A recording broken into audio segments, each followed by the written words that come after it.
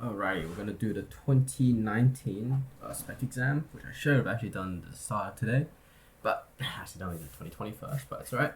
So 15 minutes on the clock we got. See how many questions? 11 pages to do, and 8 questions, alright?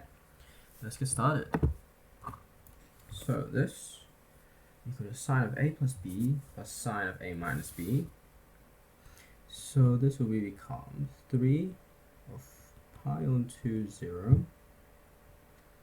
And then this will be sine of, if I add that, it will be 3x. Well, maybe I'll leave the 3 on the inside. So it's 3 sine of 3x plus 3 sine of 2x dx. So then when I anti-differentiate this, the anti-differentiate, I have the 3 on the outside, which is what I need.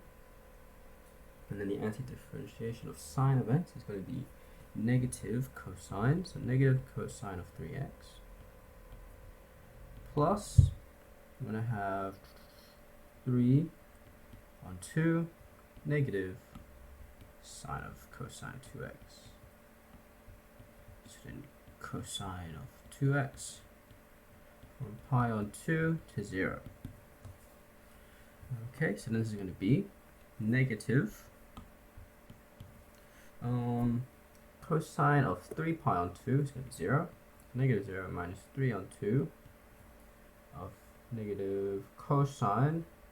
So cosine of pi is going to be negative 1. So negative 1 minus cosine of 0 is going to be 1. And then again, this will be minus 3 on 2. Okay, a lot of negatives to deal with. This is going to be 3 on 2. And then this is going to become plus 1 plus 3 on 2. So then it becomes 6 on 2, so 3 and 4. Okie dokie.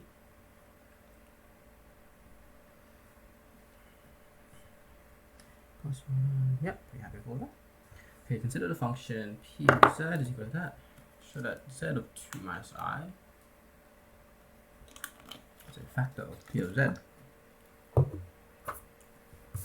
Okay, so then if, let's show that p of 2i is going to be equal to 2i to the power 4 minus 2 of 2i to the power 3 plus 14 of 2i to the power 2 minus 8 of 2i plus 40.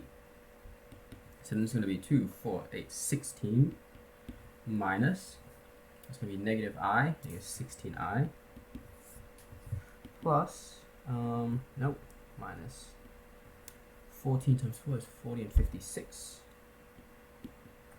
Minus 56, it's 2i, negative, because that's being negative I out here, so then negative and negative become positive. So plus 16i. Oh, hold on, pause, I need to put my timers on, whoops. And we are back, plus negative 56. Minus 16i plus 40. And then we can see here that this is just going to equal sum of 0. Therefore, z minus 2i is a factor of p of z. And so otherwise, solve p of z equals 0, give me solutions in the form a plus bi. Okay. So we're going to have to divide it with z minus 2i.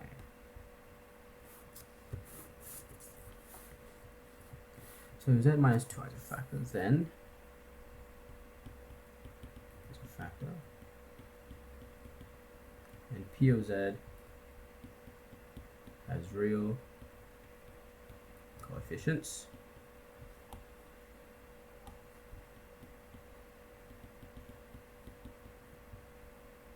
Therefore, z minus, or z plus 2i is also a factor. That means that z minus 2i with z plus 2i is going to be equal to z squared. Z squared, and this will be difference of 2 squares. That'll be plus 4.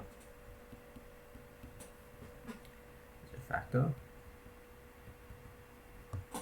So we have that z squared plus 4 outside of.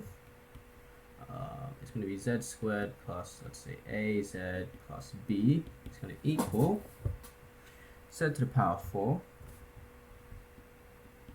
plus 2, oh no, minus 2z to the power 3 plus 14z squared minus 8z plus 40. Okay. Then say that 4b is equal to 40, so then b is equal to 10. And then if we want to get a power of 3 term, it has to be az to the power of 3 is equal to negative 2 to the power of 3, so then a is equal to negative 2. Okay. Let's see, it's going to be 14 z. How many z's do we have? 4, negative 2. Yeah, pretty happy with that. So then p of z is going to equal z squared plus 4 outside of z squared minus 2z plus 10. So then if I want z squared minus 2z plus 10 is going to equal 0, then we're going to have z minus 1 squared plus 9 is going to equal 0.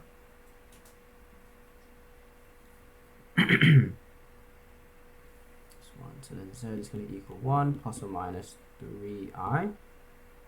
Therefore, if p of z equals 0, z is equal to 1 plus or minus 3i and plus or minus 2i.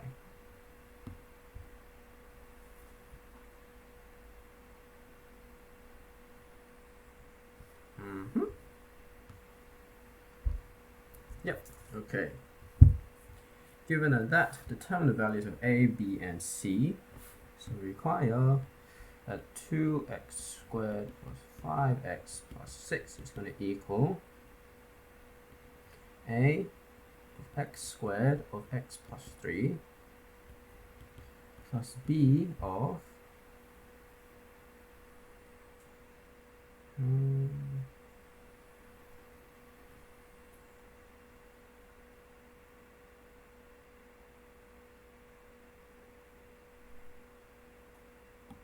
no, it would just be x here actually.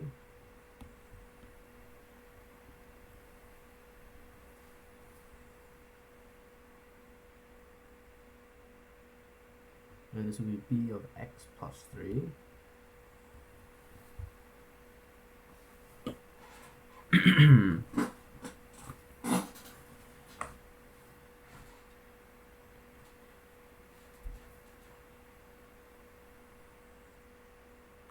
so I'll multiply this for the right hand side, x squared, and then this will be plus c of x squared.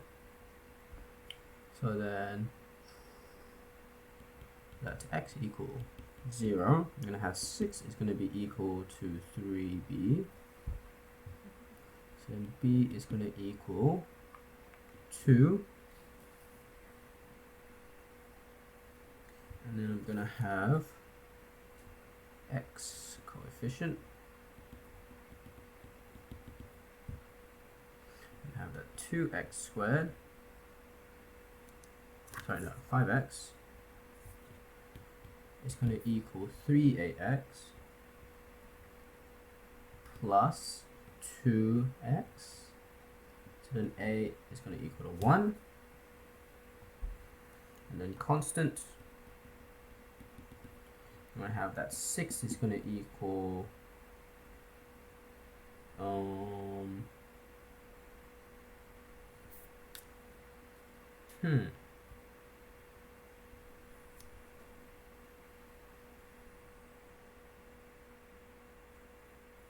x squared. Let's see right now. X squared coefficient.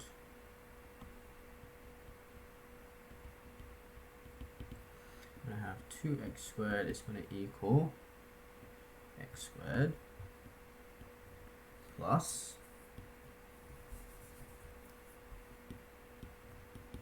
cx squared, so then c is going to equal 1. So then a equals 1, c equals that, a equals that.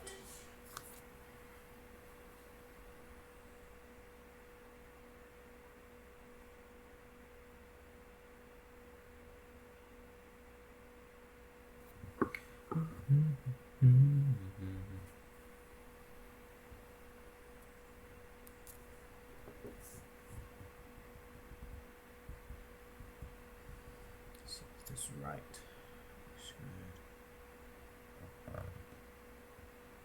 Constant on x squared plus 3x plus 2x squared plus 2x plus 6 plus x squared. Okay, I'm pretty happy with that. So determine this. This is going to equal 1 on x plus b was 2 on x squared plus 1 on x plus 3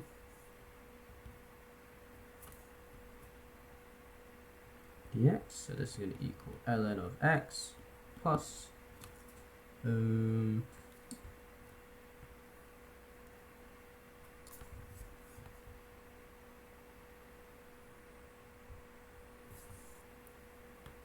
to the negative 2 raise the power by 1.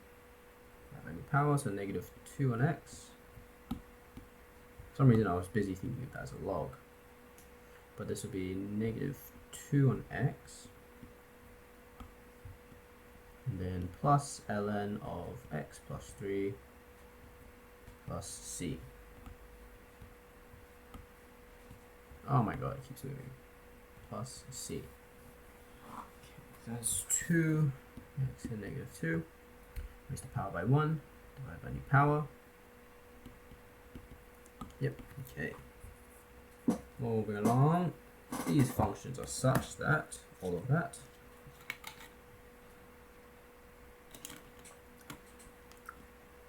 Okay, defining rule of f of h of x. So I want to sub in square root of x, so then h of x is going to be 1 on square root of x minus 1. The domain for f of x require that square root of x minus 1 cannot equal 0. So then square root of x cannot equal 1. So then x itself cannot equal 1. And we need that x is greater than or equal to 0. So then we're going to have, therefore, our domain is going to be x as a part of the reals, such that x is greater than or equal to 0, and x cannot equal 1.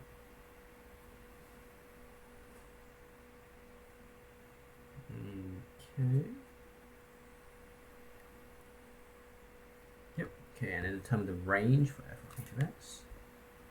And the range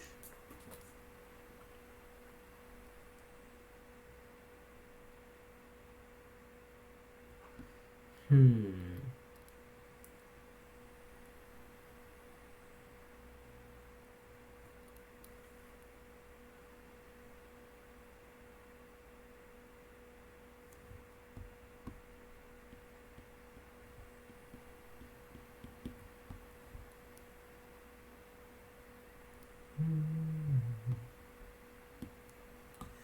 want to find the range.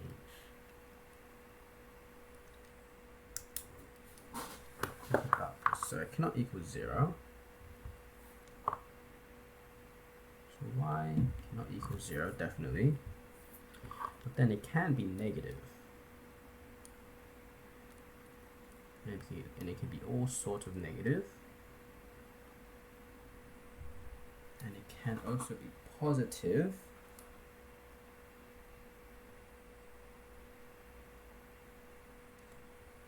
Sorts of positive. So is this just y as a part of the real, but it just can't equal 1?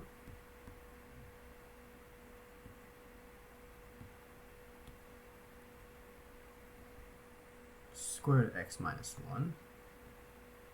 And if I want to graph the reciprocal of it,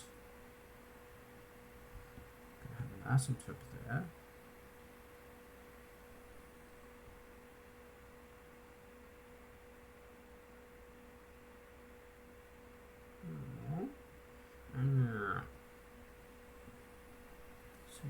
it's just that it can't equal 0.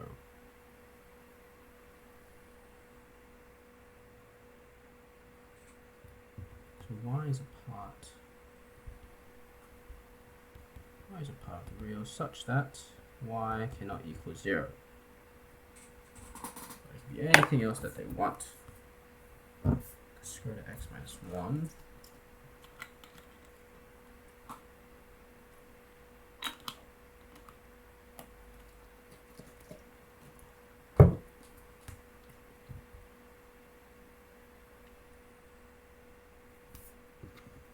But it's too much. I feel like there'll be more to it.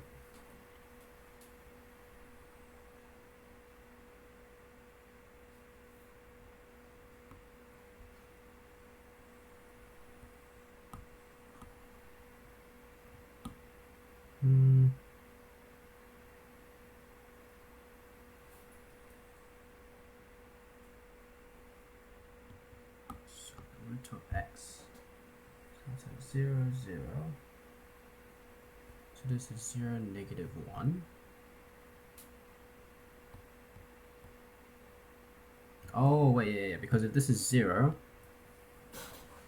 then, wait, no, because it can still go to, oh, okay, there it is. So that's 0, negative 1. So the highest this can go is negative 1, so it has to be y is constant.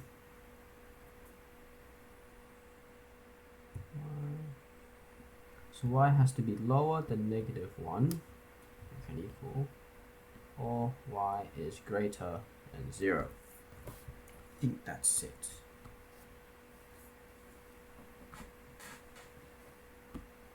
Let's say y is negative a half, square root of x plus a half.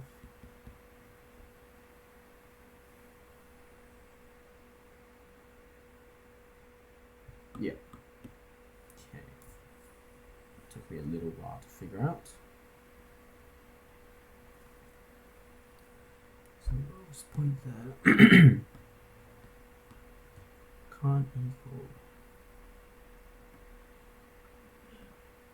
The smallest this can get.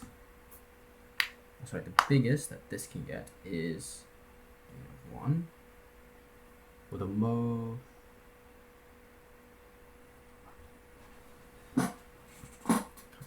So I can't go like 1 on negative 2, for example.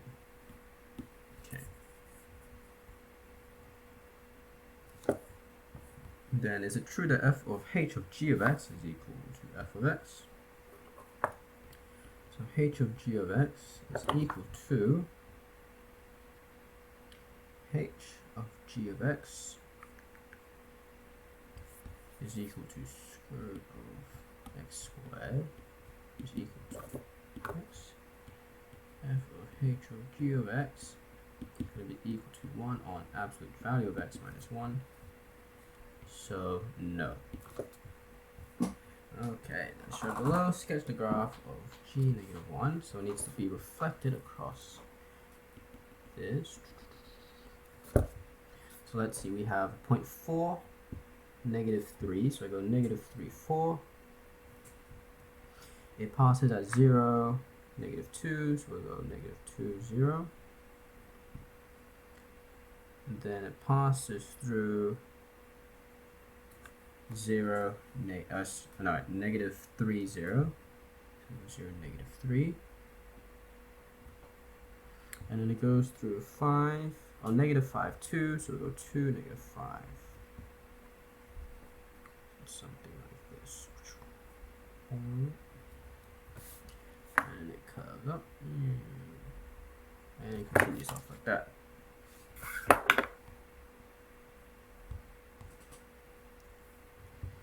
Okay, and then given that g of x, determine the defining rule for g negative 1 of x. So let's say that we're going to have x is equal to 1 on 16 of y minus 4 squared minus 3. So this is going to become x plus 3 equals a 16th of y minus 4 squared. So then this is going to be 16x plus 48 is equal to y minus 4 squared. We're going to have positives plus or minus. We can pull out a 4, so it'll be 2 of 4x. Actually, I can pull out 16. Oh yeah, because I multiplied 16, that makes sense. Of x plus 3 equals y minus 4. So then y is equal to 4 plus or minus 4 square root of x plus 3.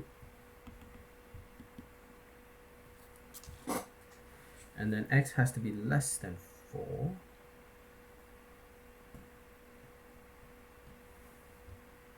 So then y is less than 4.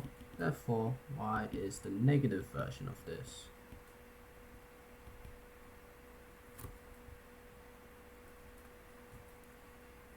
Because if this is our domain, then it's going to become the range of the inverse. Less than or equal to 4. Okie dokie. Using the substitution x equals sine of 2 sine of theta, evaluate exactly. So then dx d theta is going to be 2 cosine of theta. So then we get that dx is going to be 2 cosine of theta d theta. And we can also do that when x is equal to square root of 3. We have that square root of 3 on 2 equals sine of theta. So then theta is going to equal pi on 3. And x is equal to 0. Theta is going to equal 0. Okay, I think this is all good. Therefore, we're going to have 0 to pi on 3 of square root of 1. Now that 4, because squared, that's going to be 4 sine squared of theta. So that 4 is going to cancel. That's going to be 1 minus cosine, sine squared of theta. Alright, we're back. Sorry, I just accidentally went out of the file lab. So, and then we're going to have here, so dx is 2 cosine of theta, d theta as well. And it's going to equal pi on 3, 0. That's going to be cosine square root of cosine squared. So it's going to be cosine. So there's going to be 2 cosine squared of theta, d theta, which is going to be 2 pi on 3 of 1 plus cosine of 2x d theta. Oh no. Cosine of 2 theta d theta, because of cosine 2x equaling 2 cosine squared of x minus 1. Pull that over plus 1 divided by 2. So then this is equal to theta plus 1 on 2 sine of 2 theta of pi on 3, 0. So then this is equal to pi on 3 plus a half, why did I do a comma? Very important, plus a half of 2 pi on 3, which is going to be the same as pi on 3, so that's just square root of 3 on 2. And then minus 0, sine of 0 is 0. So then this is pi on 3. I keep doing comma, what the heck? Pi on 3 plus square root of 3 on 4. Nice. Okay, this is, then this is like 1 minus 2 sine squared of x. Then that would be sine squared of x is equal to 1 minus cosine of 2x all over 2. I always never have these rules fully in my head. But yeah. Okay, these graphs are shown below. Given that it's also a function, sketch a possible graph. Define y. So then it would need to be reflected across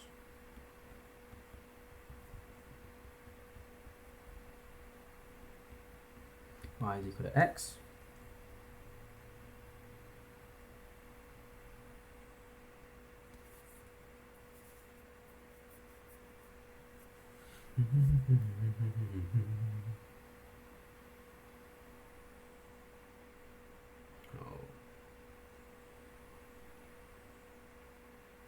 Sketch a possible graph of f of x.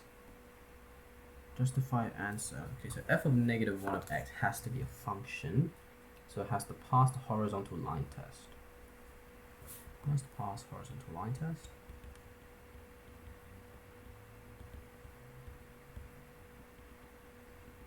Line test I dot e be 1 to 1.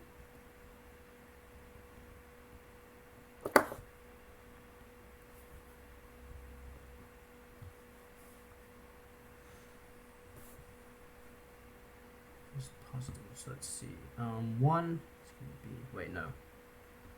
A half is an open dot. And we go down through 1.5 to 2 here.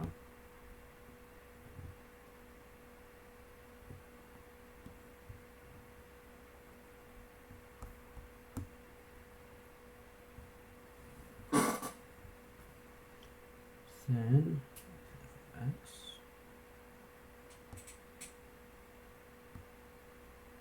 this must be an open dot here.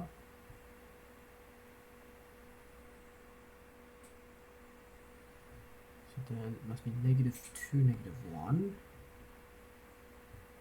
And it must be going down to -2, -2, but this must be an open dot as well.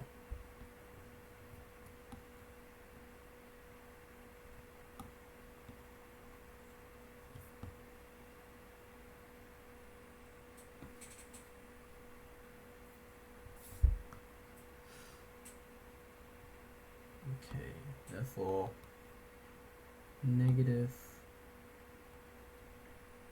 the left hand side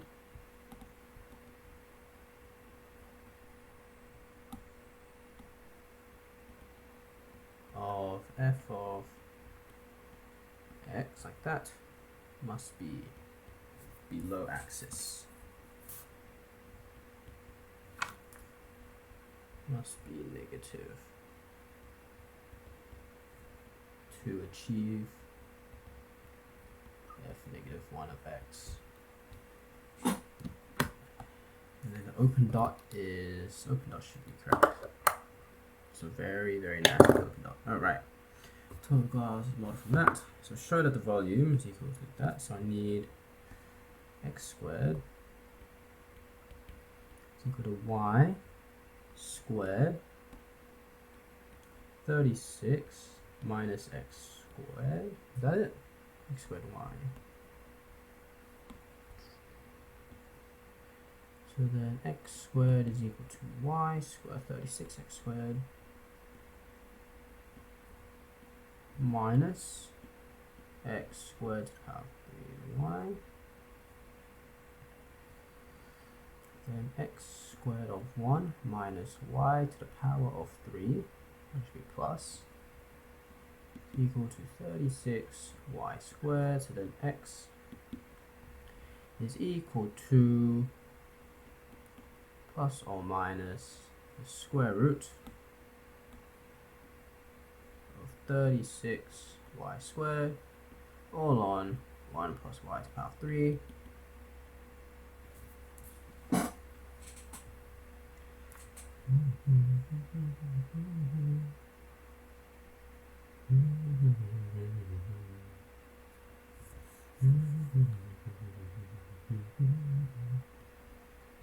X is greater than 0, so we only take the positive one because it goes up like that.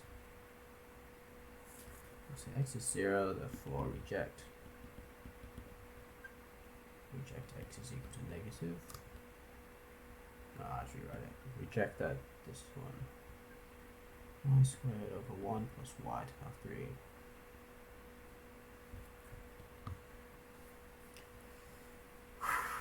And then therefore volume is equal to pi of 0 to 5 of x squared dy, 0 to 5 of 36 y squared on 1 plus y to the power 3 dy. Determine the exact volume V, centimeters to the power 3. So let me rewrite it. So I have it here, 0 to 5 of 36y squared all over 1 plus y to the power 3 dy. So I have that this is 12 pi of 0 to 5. So 12 will be 3y squared. Yep, so I'm just going to do it straight away. So ln of 1 plus y to the power of 3, 5 of 0. This is 12 pi of ln of 126. Because 5 and 5 are 126. Minus ln of 1. So this is 12 pi ln of 126. Because ln of 1 is 0. Okay.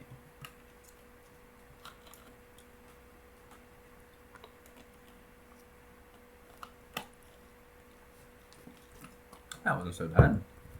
This calculator 3 was much nicer than the other one. So I'll just go through and mark now.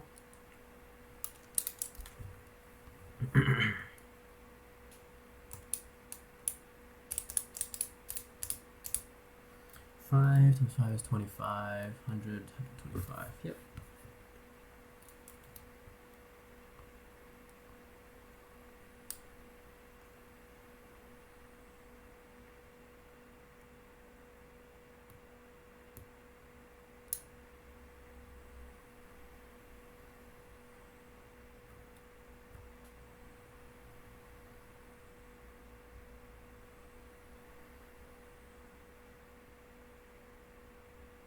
Just comparing these. Looks good. 2 sine of 2 theta. Let's be 1 minus sine out of theta becomes cosine squared.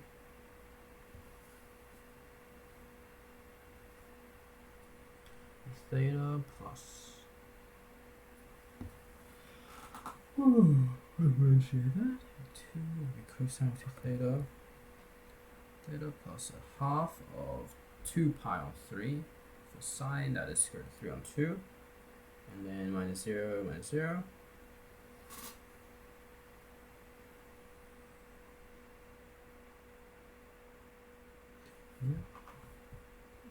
Okay, we're going to determine the rule for gx. So let's see, 4 minus 4 square root of x plus 3. So x cannot be lower than 3, yep. And then it's going positive, nice. And it's negative, yep. So let's say when x is 4.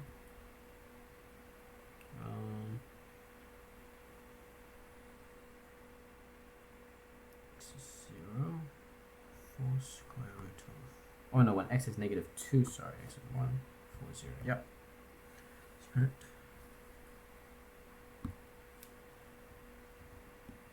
So no, not 1 on x minus 1, because you need absolute. Square root of x squared equals magnitude of x, which is not equal to x.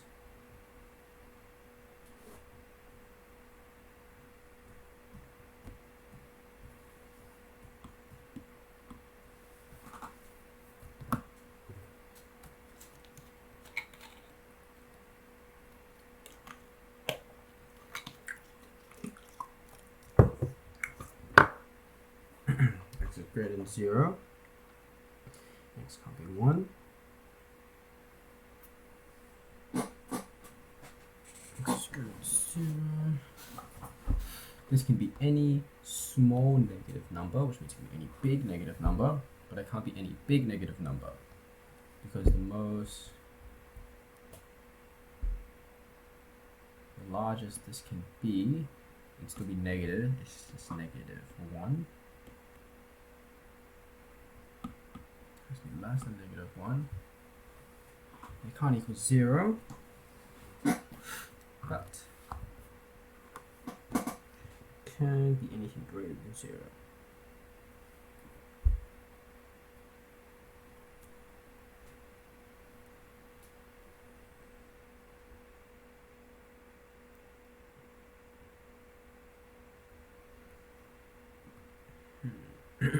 Differentiating this, x squared plus c.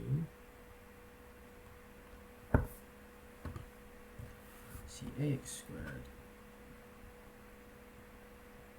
Ax squared plus 3ax plus bx plus 3b plus cx squared. 2x squared plus 3a, so 3x plus 3x plus 2x is 5x plus 6. That's what they have. Yes. Okay.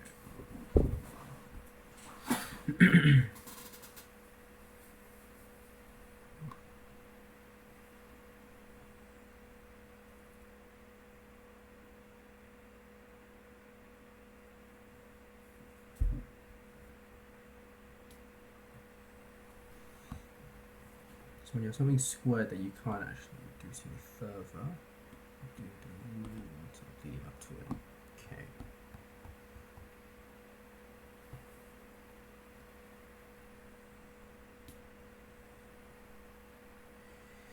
Z squared minus 2z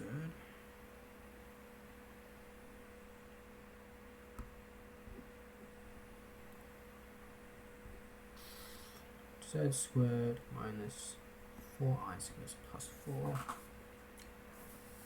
4b will be 10. 4az. 4a will be negative 2. 4z squared. bz squared. Z squared.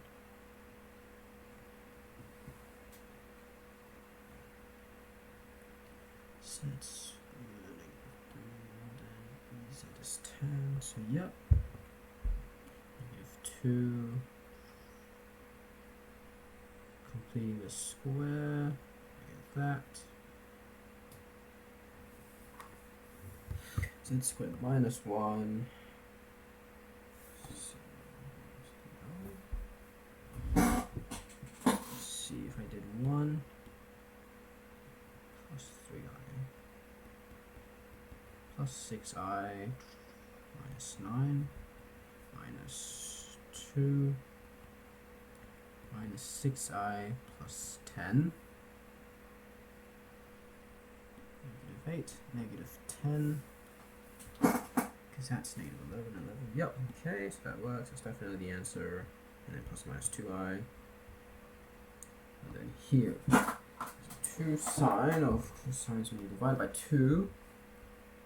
I have 3 sine a plus b. 6x on 2 is 3x plus 3 sine of a minus b, so 4x on 2 is 2x.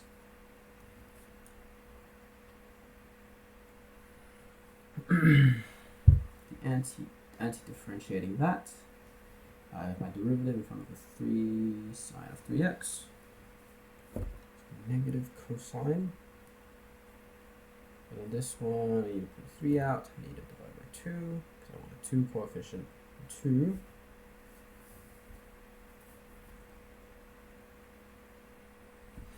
Negative sine.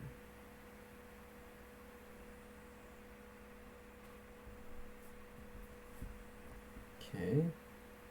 And then it's a pi on 2, so negative cosine of 3 pi on 2 is 0. But then of pi is going to be positive of 3 on 2. And then 0 is going to be the negative, and then negative 3 on 2. Okay. It becomes 3 on 2 plus 1. So that's like 5 on 2, 8 on 2, so 4. Okay. Just check for everything. Pretty happy with it all. So we are going to stop here. And then I'm probably going to do calculator assumed tomorrow. So yeah.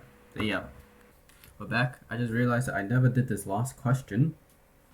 I must have thought this was the end of examination, so we're gonna put the time back on and just do this question. So consider the complex equation and any possible integer. The roots are designated as that.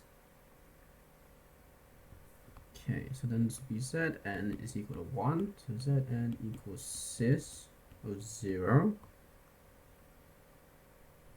And then Zn equals, or Z, k is going to equal cis of 2 pi k on n, given that k is equal to, like, I don't know, 0, 1, dot, dot, dot.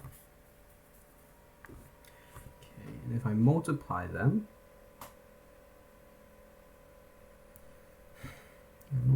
these, so then let's say ZO times Z1 dot, dot, dot, it's going to equal cis of 0 times cis of 2 pi on n.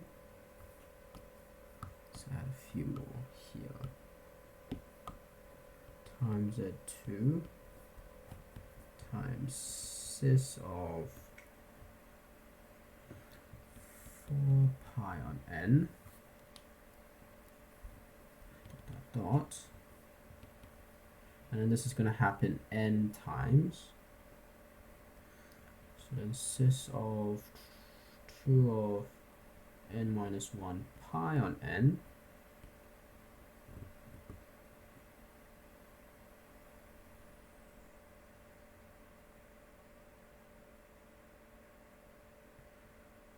when you add it up, this is going to be cis of like 2 pi of 1 plus 2 plus 3 dot, dot, dot of n minus 1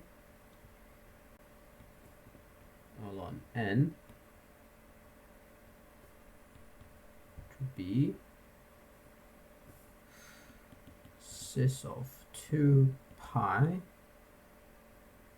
of, this will be 2 plus 3 plus n all on n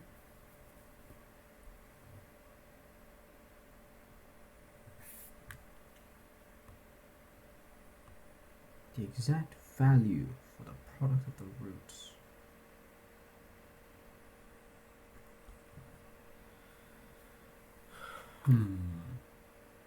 Okay, hold on, give me a second. Oh, I forgot to put my time back on. Wait. Okay, we're back. So cis of adding all of those up.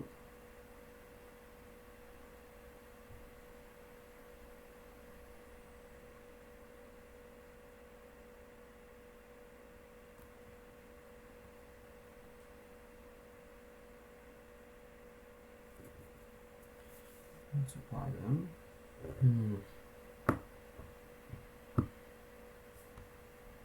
Let's say this is not that, but it's going to be 2 pi on n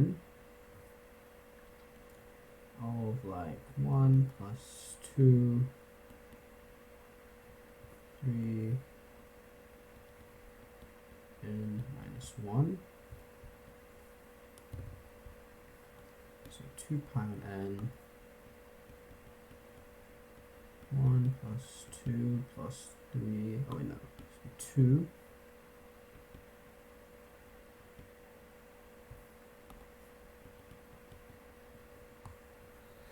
plus n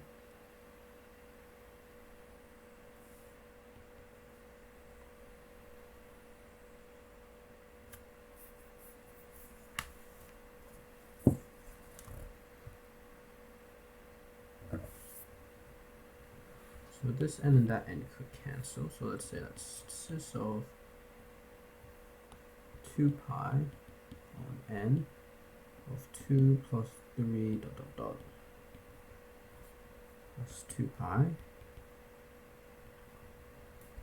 But if you add 2 pi to this cis, that's gonna, it's the same as nothing.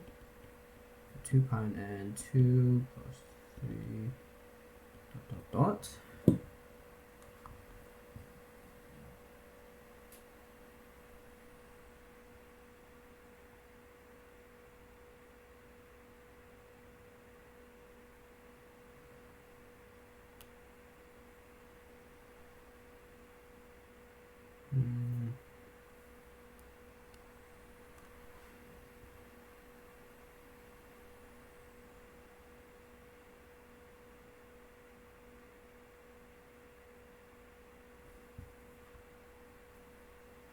this is just a sum.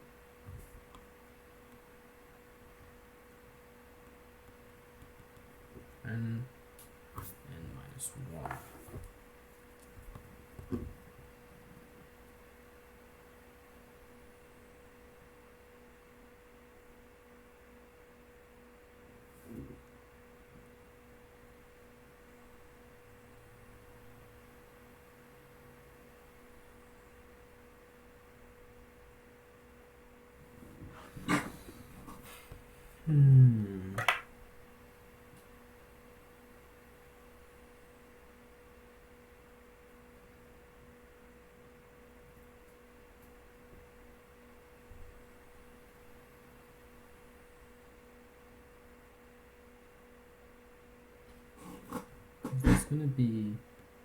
There's gonna be n of these, so there's gonna be n of them in here.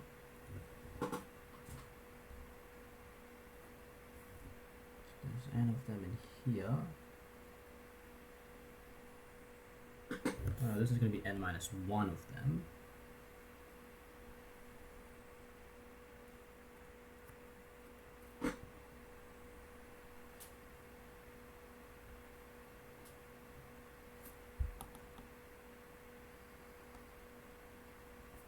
Let's say this is 3,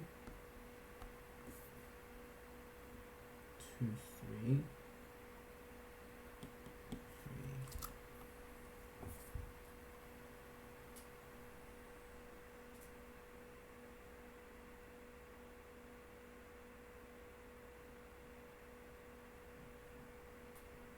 3.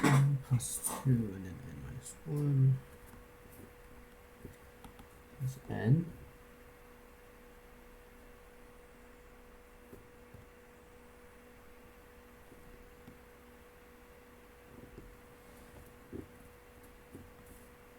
Cis of 2 pi on n, so 2 plus 3 dot dot dot plus n is going to equal, if I remember right, it's going to be n minus 1, but since we don't have the first term, it's going to be minus 1. So let's see if it's up to 4. 3 plus 4, 4 times 3 minus 1, 9, 11,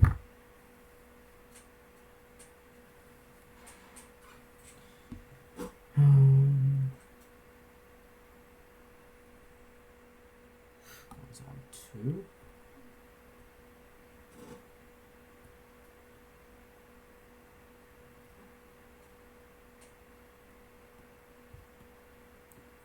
What's the sum? What's the sum?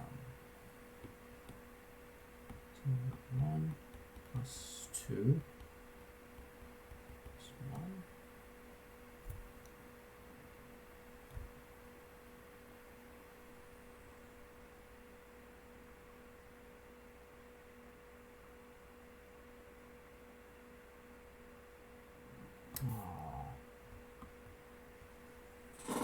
What's the one where it's just you sum it all up?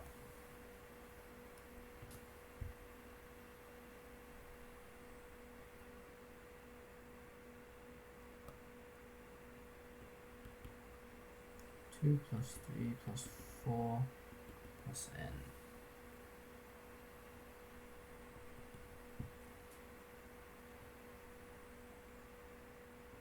3, 6, 10, 2, 4, 2.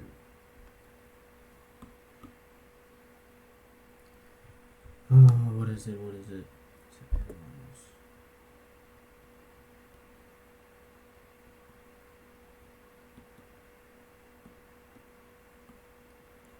20 seconds. I'm just going to say this. So then this is cis of 2 pi of n minus 1. So I have 20 seconds left, so I'm not going to figure it out right now. Damn it, I forgot to ask the square where you sum it all up. Okay, well, 4 seconds. Oh well, see you guys later. Okay, time to do the 2019 calculator soon. So let's go. A sketch of a locus is shown below. Given that the equation for constant is written as that, determine the values of constants. ZO. So ZO. Oh, let me put my timers on. Hold on. Okay, we're back. So ZO is just this point. So that's going to be 0 minus 2i. And then k is equal to pi on 4. Pi. Okie dokie. Determine the minimum value for z minus I. So that's going to be z plus I. And we're going to have some perpendicular like there.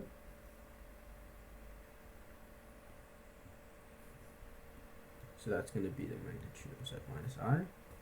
Triangle will meet at, so to the perpendicular line. Perpendicular line from 0, 1. So then y is going to equal, since that's positive x, there's going to be negative x plus c.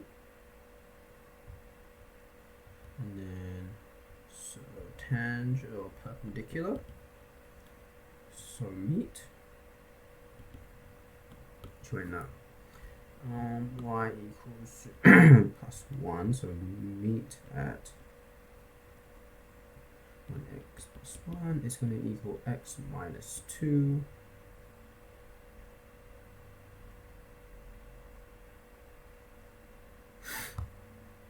Okay, so 3 is equal to 2x, x is equal to 3 on 2. And then y is going to equal negative 1 on 2. So then have a triangle.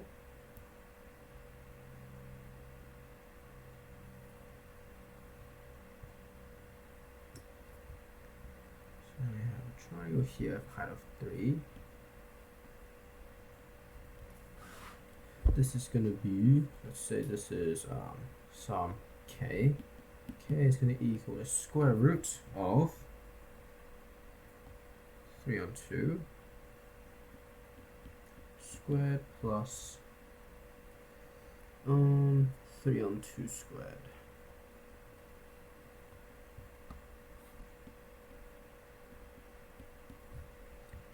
Right. Yeah, okay. Is equal to root of 3 divided by 2 squared plus 3 divided by 2 squared. 3 square root of 2 on 2. So then x is going to be equal to square root of 3 squared minus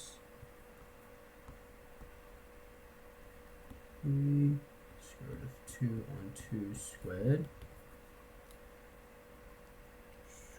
3 squared minus answer squared. Itself is equal to 3 square root of 2 on 2.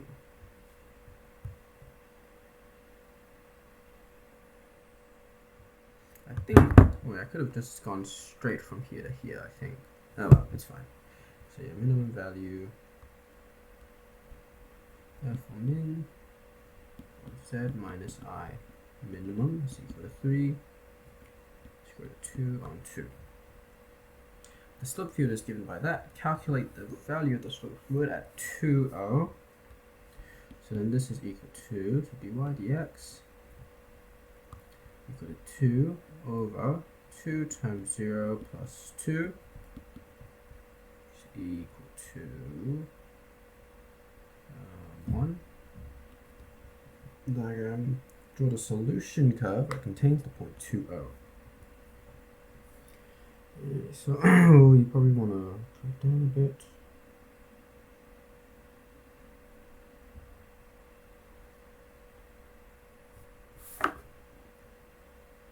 You want to follow like that, and then from here, you just want to follow these gradients like that.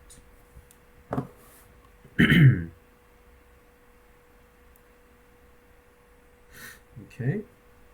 Determine the equation of the solution curve that contains the point 2, So dy dx is equal to, it was dy dx, right? Yeah. So we have that dy dx is going to equal x on 2y plus 2.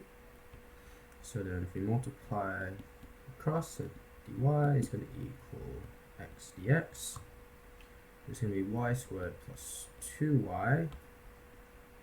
It's going to equal x squared on 2 plus c. So then, subbing in 2, we're going to get 0 is going to equal 4 over 2, so 2 plus c, so c is going to equal negative 2. And y squared plus 2y is going to equal x squared 2 minus 2. Right, so we can just simplify, get rid of that fraction. 4y is equal to x squared minus 4. Okay. Let w equal that. Express w in the form of that. So w, what we're saying, 1 minus I is equal to square root of 2 cis of negative pi on 4. And 2 square root of 2 is equal to 2 square root of 2 cis of 0. Therefore we have this on top of that. 2 square root of 2 cis of 0. And this is going to equal the square root of 2's will cancel. All we are left with is this cis minus pi on 4.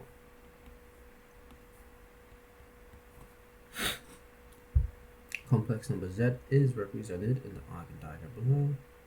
Express z exactly in the form a plus bi. So z is equal to 4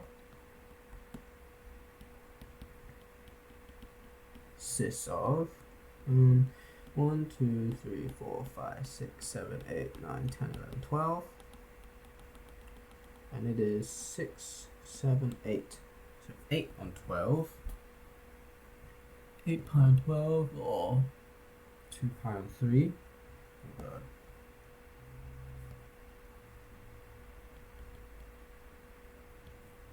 So this is 4 cosine of 2 pi on 3 plus 4i sine of 2 pi on 3. Cosine of 2 pi on 3 is 20, so that's going to be 2 plus 2 square root of 3 I.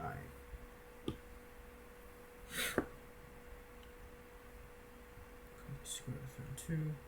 Determine the exact polar form for WZ and W squared Z. So WZ is going to equal half of cis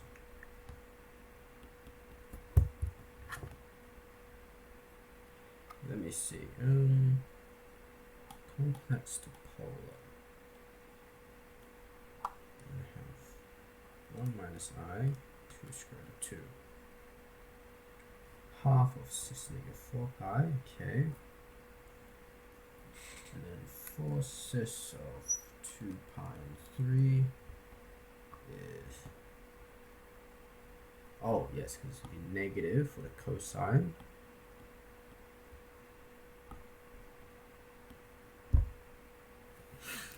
Two square root of 2, okay, yep, good thing I checked my calculator.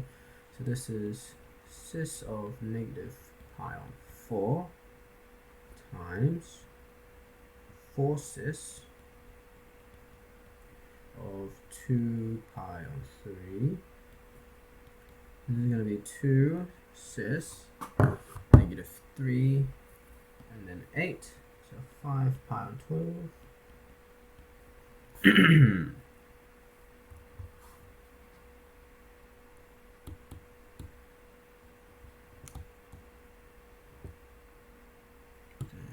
do complex to polar. 5 pi on 12.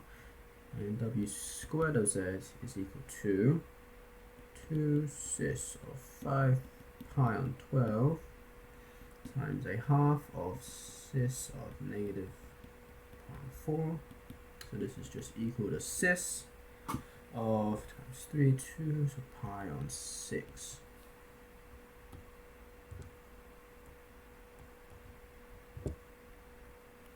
Cis pi on 6.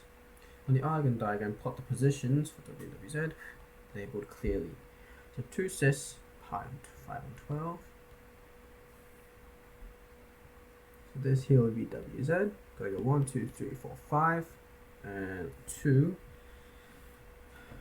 And WZ is cis pi on 6, so 2 pi, 1, 2, W squared, Z. Consider geometric successive multiplication by W. So it'll be clockwise rotation around axis of pi on 4 radians, and magnitude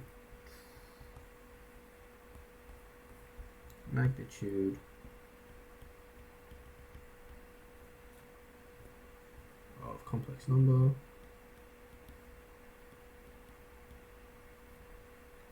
half each time, half each multiplication. Or maybe I'll say here scaled by scale factor of 1 on 2. Alright, I feel like we're flying through this. Page 8. What is that, bro? Like 20 pages? 19, 20, yep, 20 pages. Alright. The path of a particle is shown below. The particle moves so that the position vector RT is given by that. So T is the number of seconds the particle has been in motion. Determine the starting position of the particle and mark this point A. So we want R of 0. It's going to be, 0 is 1, so negative 2, 1. So negative 2 and 1 is A.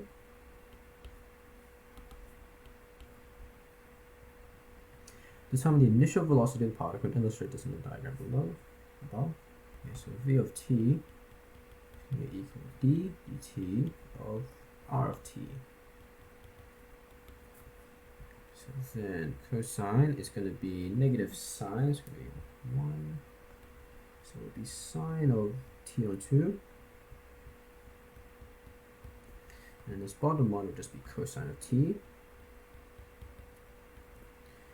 Let's make sure I did that right. So differentiate negative 2 cosine of x on 2. Oops. And then differentiate negative sine x will be negative cosine of x. So then v of 0 is going to be equal to 0, negative 1. So 0, negative 1. You need to draw it to scale, I remember. Yes, 0, negative 1. Write the expression in terms of trigonometric functions for the distance the particle will travel in completing one circuit on the given path. Do not evaluate this expression. So need would it be 4 pi? Let's see. Like that. 2 cosine of x divided by 2. 1 minus sine of x. Given x is 0 is negative 2, 1. So then 2 pi will not get us there, but I think 4 pi will. Yep.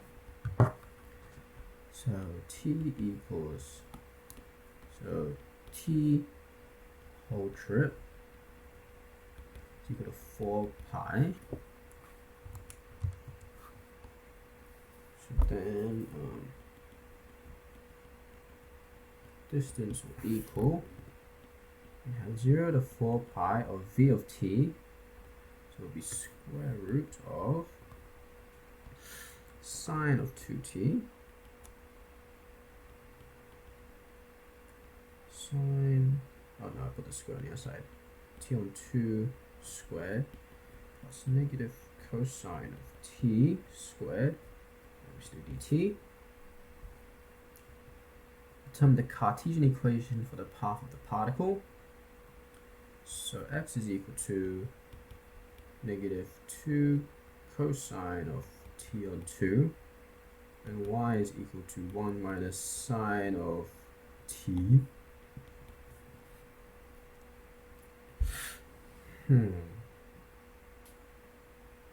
What can I do here?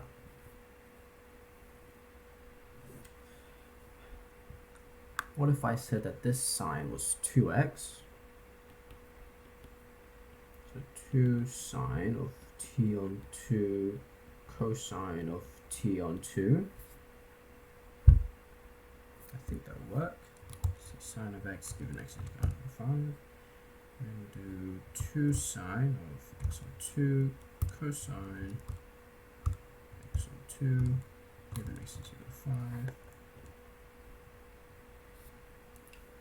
Okay. So then y is equal to, we have the negative 2 cosine, so that's going to be 1 minus sine of t on 2x.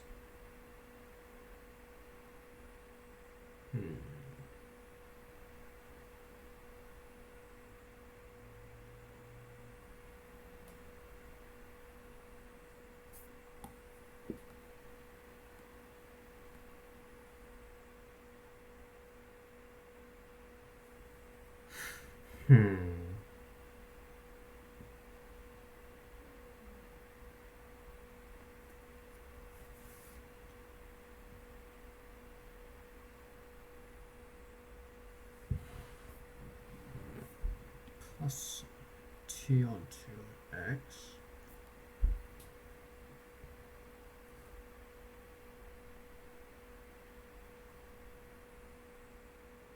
to x squared minus equals 4 cosine of square of t on 2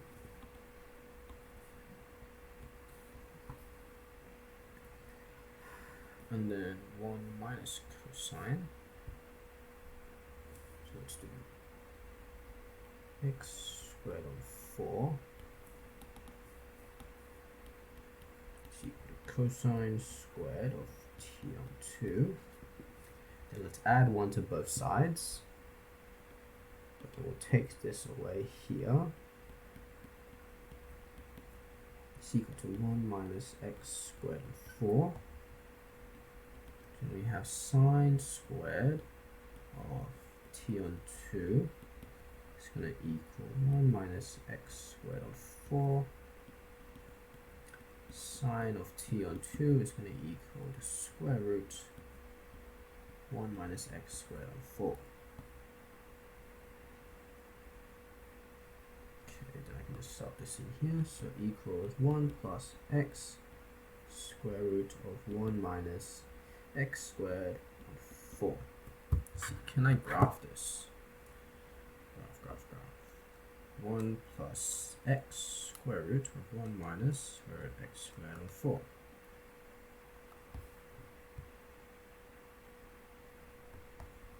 Oh, plus or minus.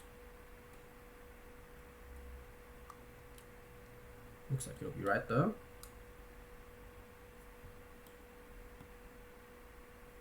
I get that half, and I get the other half. Okay, nice. Okay, look at me go. Equals plus or minus square root, oh no, x square root of 1 minus x squared on 4. Okay. Nice. See if I could have done something with the cosine of 2x maybe. Sine squared 2x. Nah, because I would have a sine of x. I have to make it 4.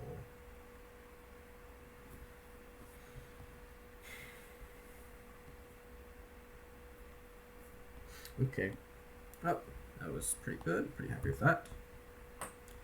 A truck carrying iron ore from Croc Rock Mining Company arrived at a weighing station. The service time T per truck is defined to be the time elapsed from the moment a truck enters the station zone, including the time to be positioned and then weighed up to the time it leaves the station or leaves the zone. Note that the population mean is 80 and the population standard deviation is 20 seconds.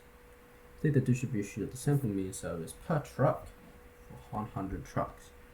So we know that mean T is going to be 80. It's going to be mean just 20 on square root of 100.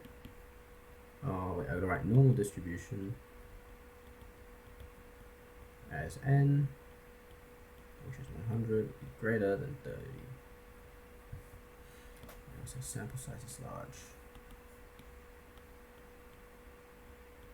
Sample size is large. So then this is just going to be 20 on 10, so 2.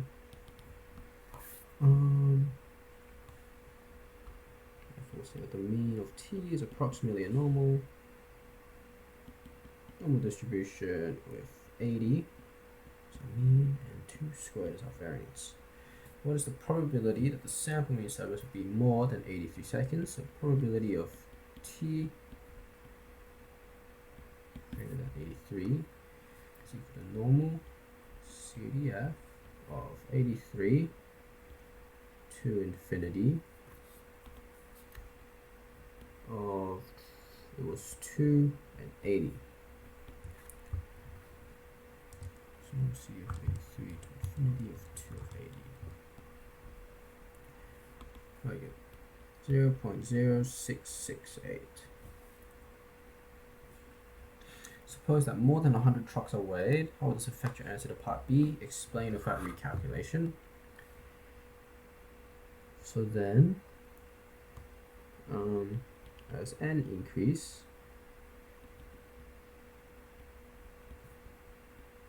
that will decrease.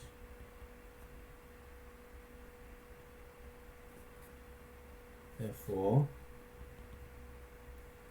probabilities will be more standard deviation from mean, thus probability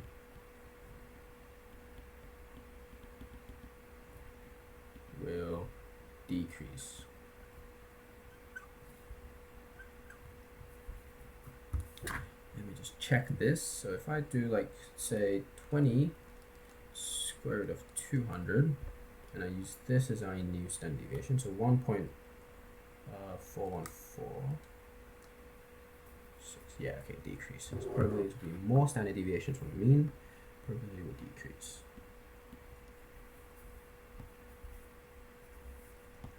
Maybe not probabilities, values. Sorry, we're back. My dad just came in. This will be more standard deviations from the mean, so the probability will decrease. Yep. It is desired that the probability at the sample mean is between 80 and 83 seconds is greater 40%. Determine the minimum number of trucks that need to be weighed. So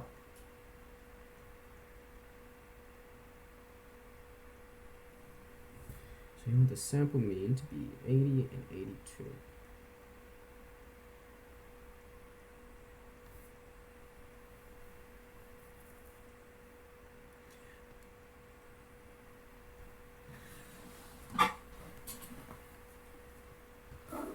So you want a margin of error. You want 40%, greater than 40%.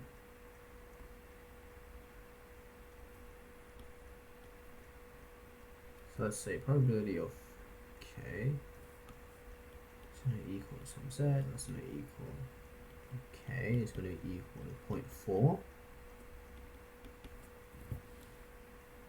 And then we just say that k is equal to, so you want to solve some normal CDF, negative x to x of 1 of 0 equals 0.4.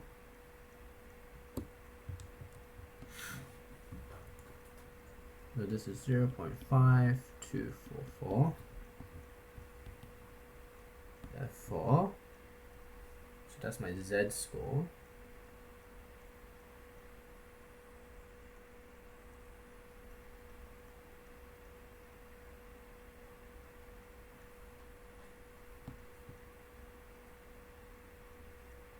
Between 80 and 82 seconds is greater than 40%.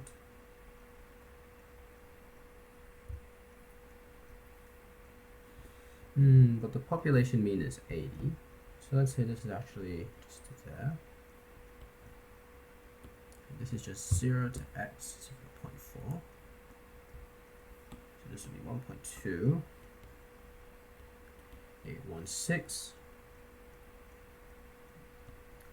So we have the 82 minus 80 all over some mean is going to equal 1.2816. And that is equal to 82 minus 80. 1x is going to equal 1.2816. 1.5605. And since this is equal to 20 on square root of n, we want that n to equal, so 1.5605 is going to equal 20 divided by square root of x. So 164.3, so at least 165.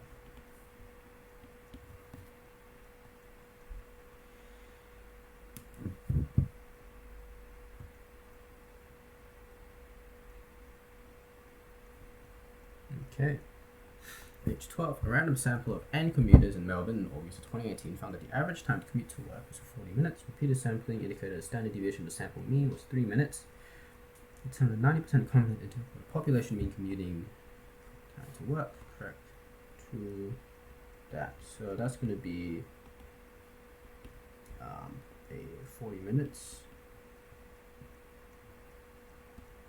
And then for 90%. Confidence.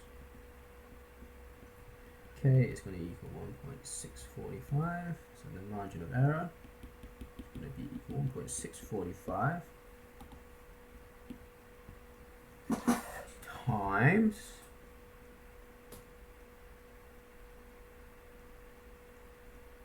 indicated the standard deviation of the sample mean. The sample mean is 3, so times 3.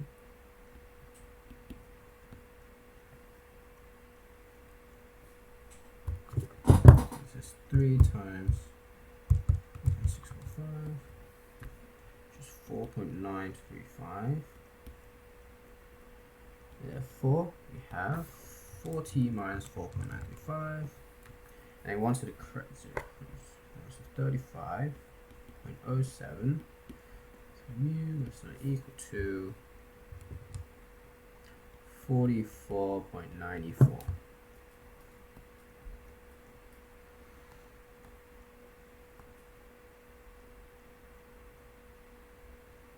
Another sample of 2n found that the average time to commute was 45 minutes. Assume that both were drawn from the same population. What is the standard deviation of the sample mean for the November sample? Correct. 0.1 minutes. So standard deviation is going to equal, it'll just be 4 on square root of 2. And 28.28, because lambda is equal to s on square root of n. So if we have, so let's say this is n1. So if this 2n, actually no, let's just get rid of that. So we have 2n, so let's say n1 equals 2n. Then we have that our standard deviation is equal to s over square root of 2n. Or s over square root of n square root of 2, and we know this is 40 already, so we just have to divide by square root of 2. 28.28. Suppose the August provided to perform a sample of 3n. Consider a 90% confidence interval for the following samples of a purpose. Determine the population mean, median time mean. Provide the greatest position in determining the population mean U. Justify your answer. So it'll be C. We'll have the smallest, the thinnest confidence interval width as margin of error is proportional to 1 over the square root of n, and C has largest n.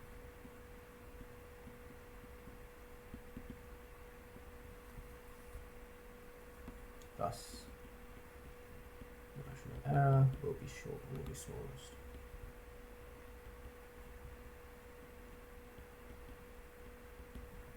Okay. Contains the true value of the population of U. Justify your answer. Cannot be determined.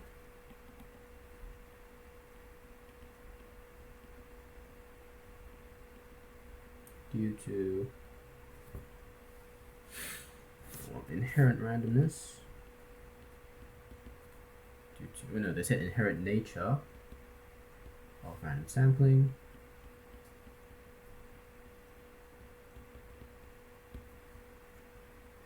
It is not certain that any of these will contain mu. Not certain that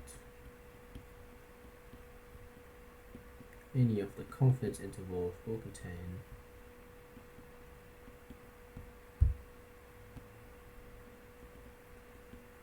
true value for mu.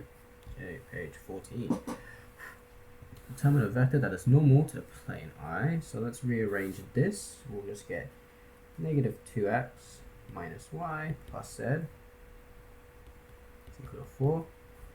So then a normal plane will equal negative 2, negative 1, 1. Determine the point of intersection between the line of L and plane I. Okay, so then let's say that plane I has the form r dot negative 2, negative 1, 1 is going to equal 4. And then, so we'll sub in this equation for r. And therefore, we have that 2 plus lambda, 2 lambda, and 3 minus lambda.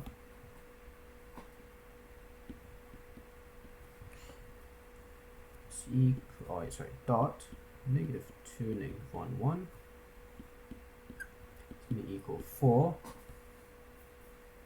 So here we go negative 4, negative 2 lambda minus 2 lambda plus 3 minus lambda is going to equal 4. So we have negative 1 minus 5 lambda is going to equal 4. Lambda is equal to negative 1. Move that over, divided by 5. Yep, let's make sure we just solve this on our CAS. 2 plus x, 2x, 3 minus x. Dot product of negative 2, negative 2, negative 1, 1. It's going to equal 4. That's equal to negative 1. Okay, and I want the point of intersection. So then therefore r equal to 203 minus, that seems very lopsided, minus 1, 2, negative 1. So then this is going to be 1, negative 2, and 4. Okay. Plane 2 contains line L and is perpendicular to plane 1. Determine the vector equation for plane 2.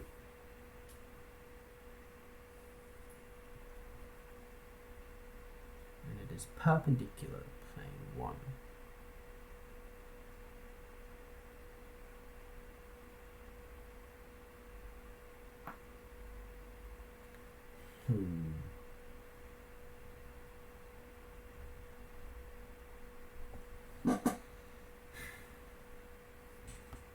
If it contains a line L,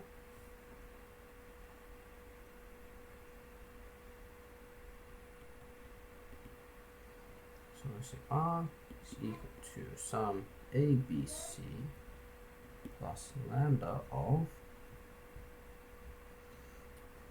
1.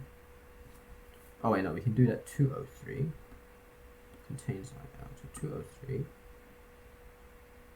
plus lambda of 1 to negative 1 plus, let's say, theta of so if it's perpendicular, let's say I have a plane here and my normal vector is coming up this way. But if I have another plane that's perpendicular to that one, something like this, then it must contain the this normal vector in it. Because if it's perpendicular to the plane, then the perpendicular vector that's perpendicular to plane 1 will be parallel to plane 2. Okay, so there's a negative 2, negative 1, 1. Yep. So then we'll say the normal vector will equal 1, 2, negative 1 times negative 2, negative 1, 1. Top. 2 minus 1 is 1. 2 minus 1 is 1. Negative 2 is 3. 1, 1, 3.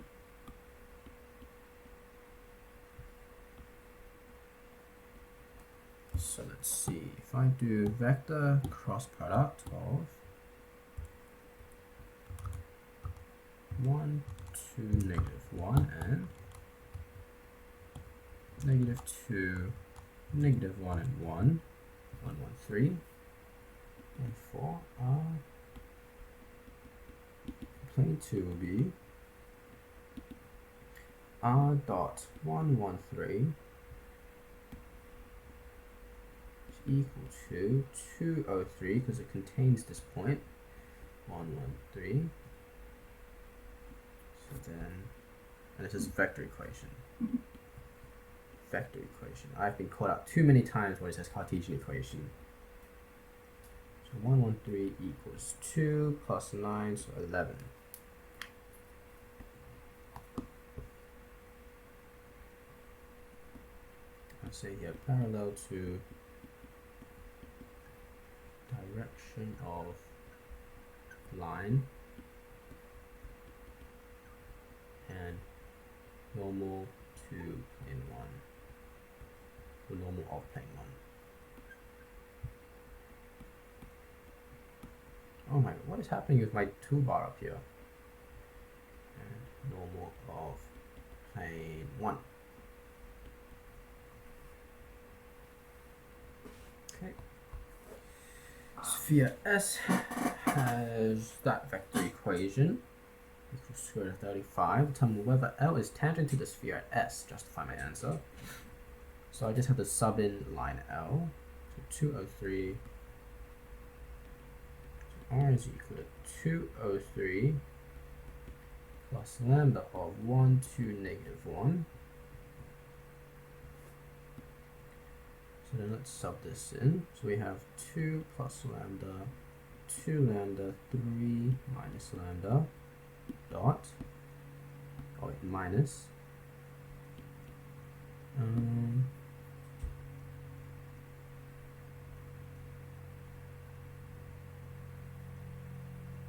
3, 1, 4 is equal to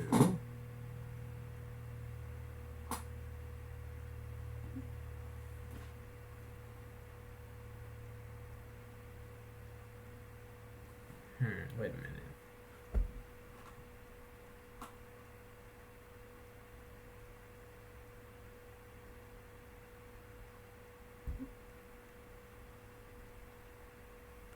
Let's determine whether line L is tangent to the sphere.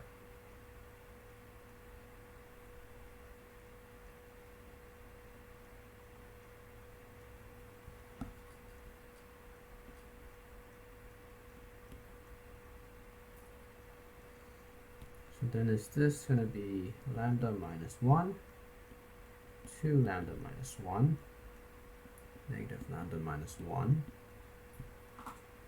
equals square root of 35. Will it just give me like if there will be no solution or not? So normal vector of x minus 1, 2x minus 1, and then negative x minus 1. And solve. That is going to equal square root of 35.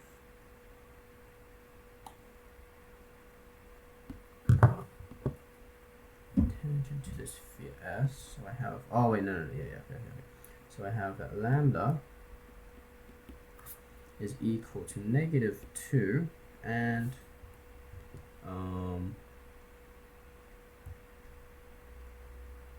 okay, it doesn't want to give me a answer, but 2.677. So 2 2/3, so 8 on 3. As two intersections, it is not we call it tangential.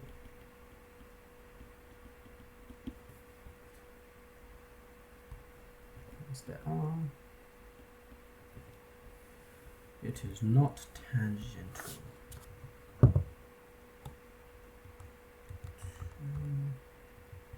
Plus x minus 3, 2x minus 1, 3 minus x minus 4.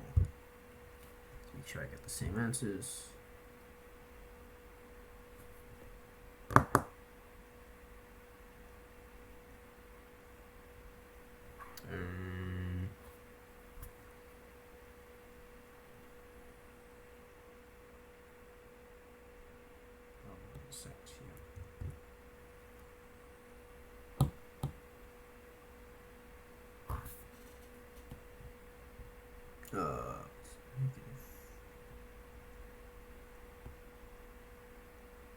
Yeah, okay.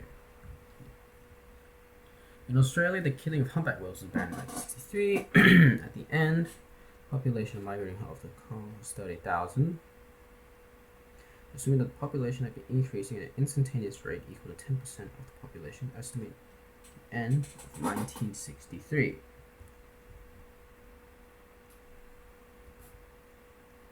So we'll say that dp dt is equal to 0.1 p. So then p will equal e to the 0.1 t. Or some po e to the 0.1 t. So then we have that p of 45 is equal to 30,000. So then we have 30,000 is going to equal po e 0.1 45. PO is equal to, so solve 30,000 is equal to some x, e 0.1 times 45. So it was only 3, 3.3 for roughly 333 back whales.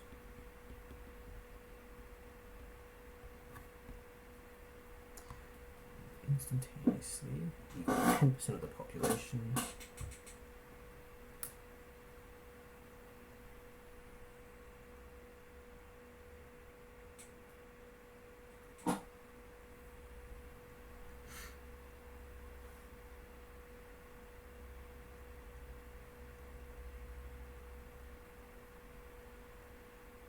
Wait, no.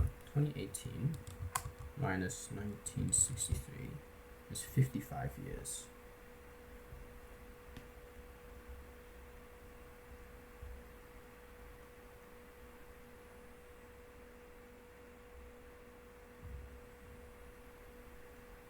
Wait, what? Is this just a mistake? It's only 2008. So we need this to be -10.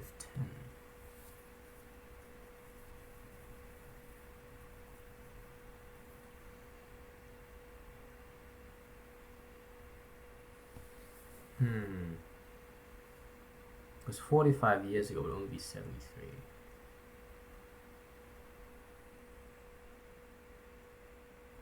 So it needs to be 55 years back.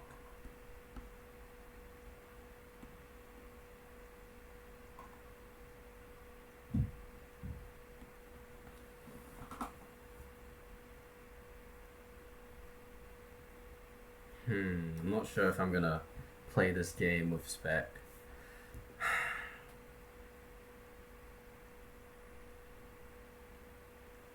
There's no way this got passed. What?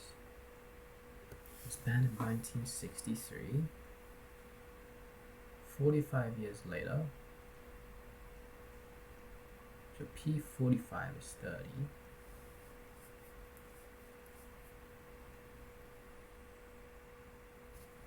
Okay, so then let's say at 1963, t is equal to -10. This is 1973. So then we'll say p of -10 is going to equal. So it'll be 333.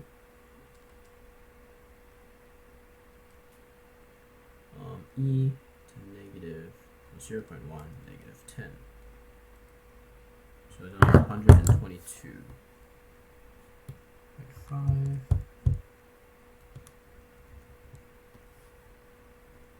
Three, 3, -0.1 -10, which is equal to 122.5. So then roughly 123 humpback whales.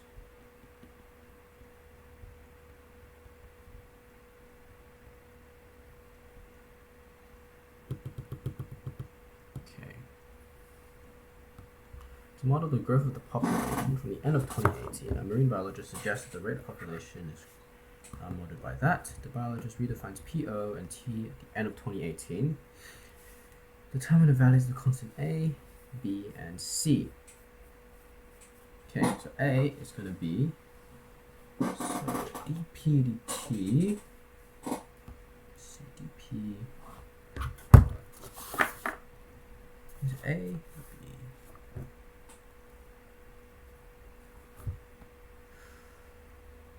P squared. So M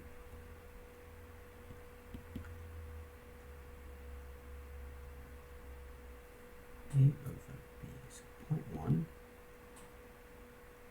all over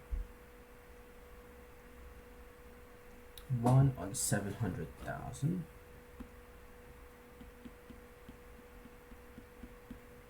So this is equal to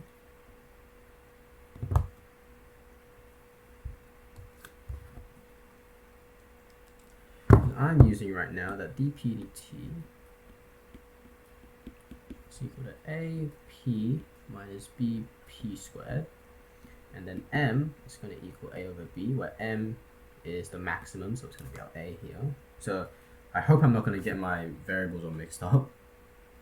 Times 700, 1, 2, 3, that's going to be 70,000.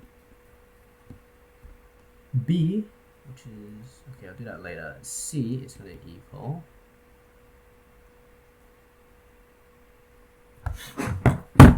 so A is going to equal MB, so it's going to be 70,000 times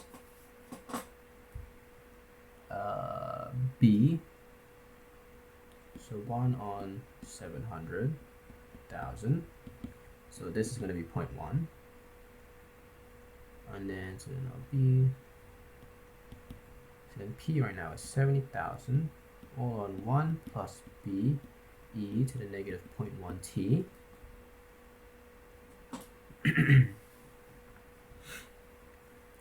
And then PO is 30,000. PO is 30,000. And 30,000 is equal to 70,000, all on 1 plus B. So B is going to be equal to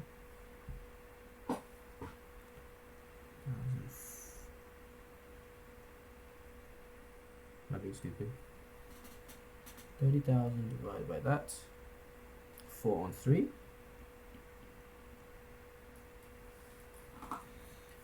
30,000 and 30,000 B, so say 3B is equal to 40,000. I don't know, it's just solve something else. So 3 is going to equal 30,000, 70,000, 1 plus X. Yeah, 43.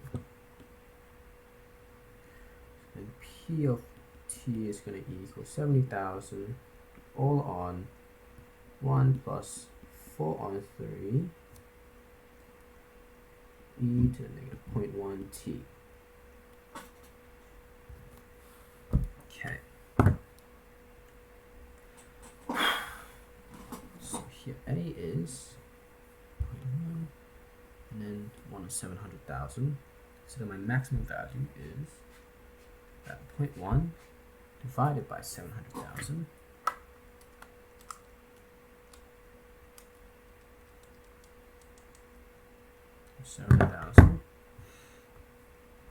My value there A is going to be the maximum times B.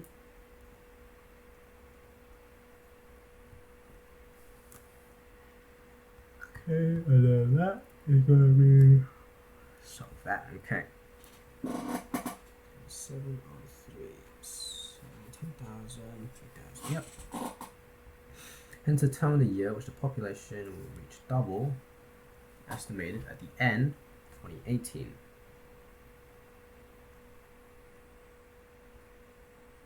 So then P of T equals 60,000. So we have the 70,000 on 1 plus 4 on 3 e to the 0.1 t is going to equal 60,000. So we cast T is going to equal, I need to put 70, 1 plus 4 on 3 e negative 0.1x equals 60,000. So then T is going to equal 20.79.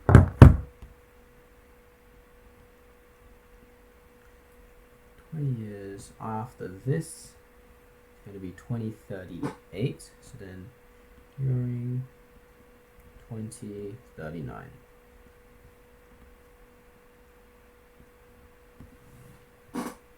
It's 2018 plus 20.79 plus 28.79.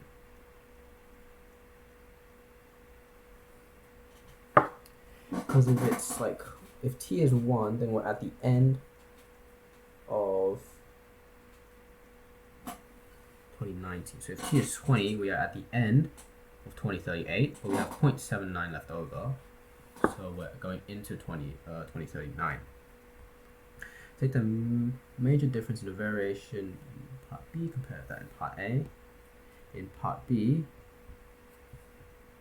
the maximum we'll reach is, what do you call it?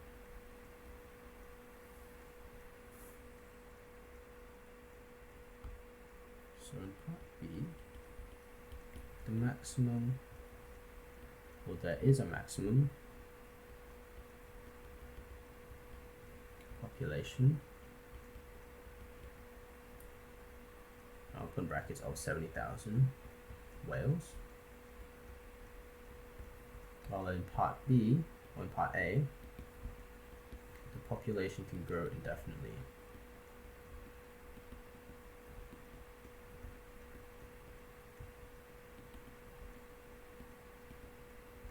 Indefinitely. Is that how you spell indefinitely? No, it's not. Pretty sure it's not. I think that's how I spell indefinitely. Okay, here we go.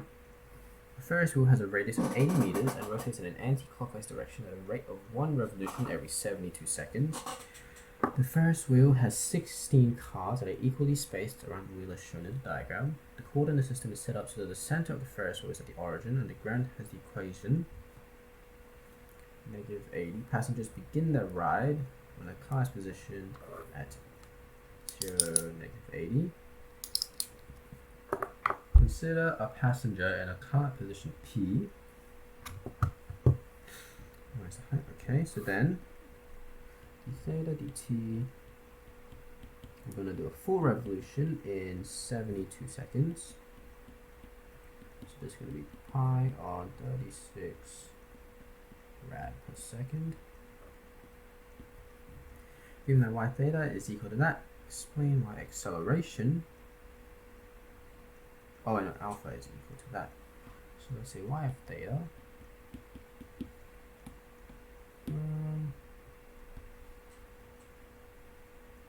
wait, the angle has rotated from position A. So y theta 0 must equal 0. So 80 sine of 0. Oh, I know. Y of 0 is -80. So then -80 is equal to sine of 0 plus alpha. So then -1 is equal to sine of alpha. Alpha is equal to -pi/2. Determine how quickly a passenger is moving upward when they are 100 meters above the ground. Correct. To the nearest 0.1 meters per second. So I want dy dt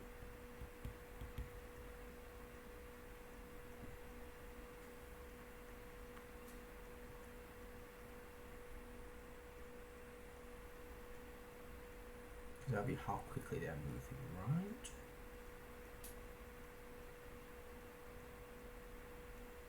So this would be dy d theta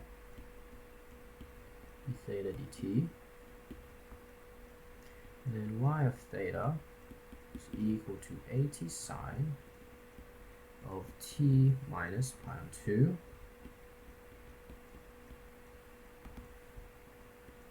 So then dy d theta is going to equal 80 cosine of t minus pi/2.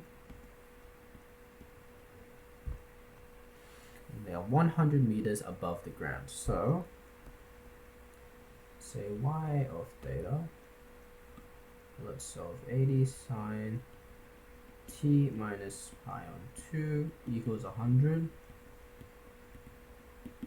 So solve 80 sine x minus pi/2 equals 100.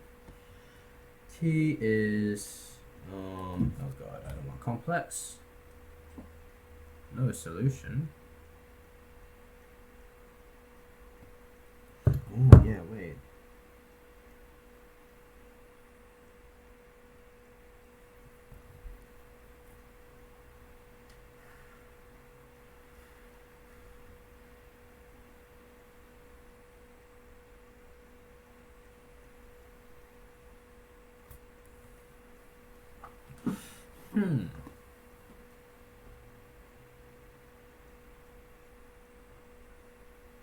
Oh, we're 100 meters above the ground. Okay, so this is just equal to 20.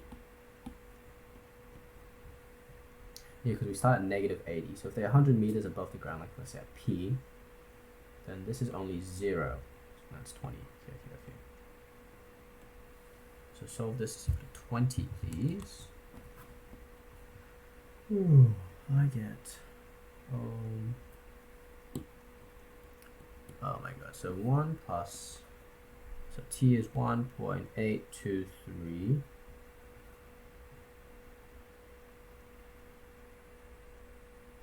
Never mind, that's not right. So given that 0 is equal to x, this is equal to 2 pi.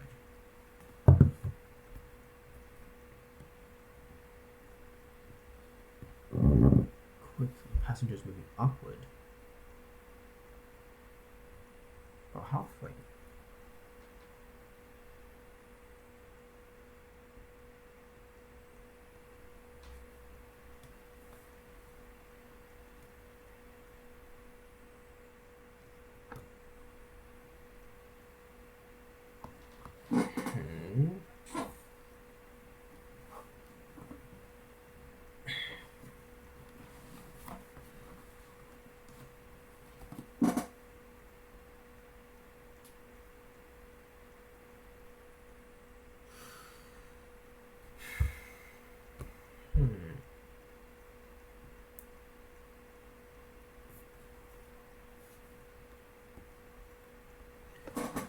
T is equal to that, or 4.45, 4.460.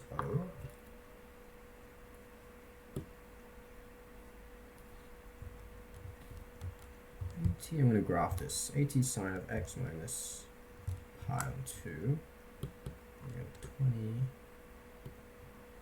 So let's go negative 10 to 10.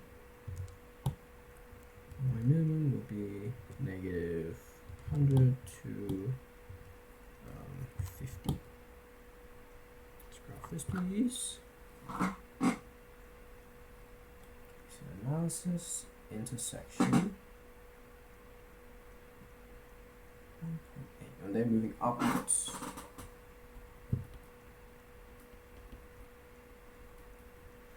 T equals 4.46. Moving downwards. We're 100 meters above the ground.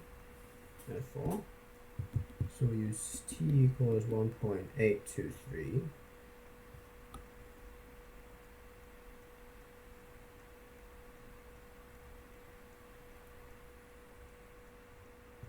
This seems a bit ridiculous. That it only takes a second for it to, or 2 seconds for it to get from negative 80 up to there.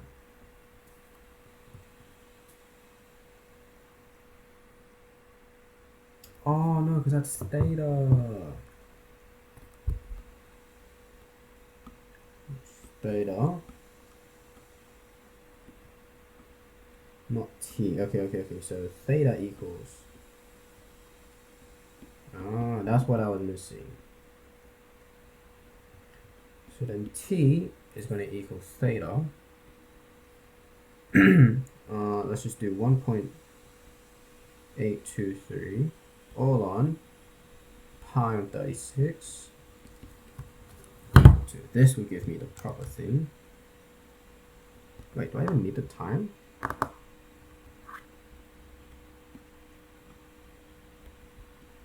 Wait, I don't even need it. Okay, I'm just curious though. How much would this be? Divided by pi, divided by 36, 20 seconds. Yeah, okay, that makes sense. Just 80. Okay, finally, Jesus. Okay, so actually I'll keep that. Okay, theta. Therefore, dy d theta, or dy dt is equal to 80 cosine of 1.823 minus pi on 2 times, the theta dt is pi on 36. So this is all equal to 1.823 minus pi on 2 times pi divided by 36. So we, wow, 6.7. Are we sure about that? Are we sure about that?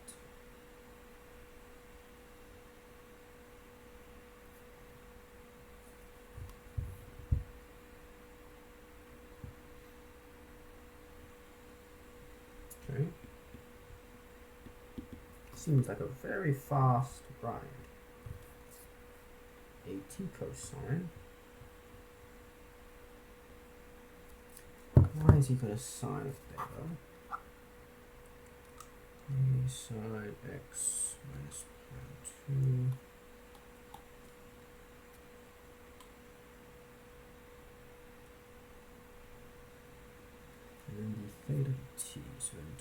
equals pi on 36.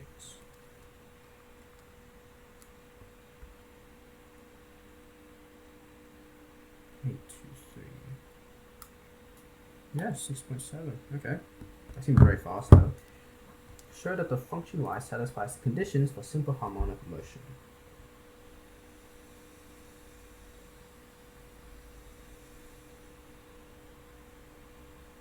Y of t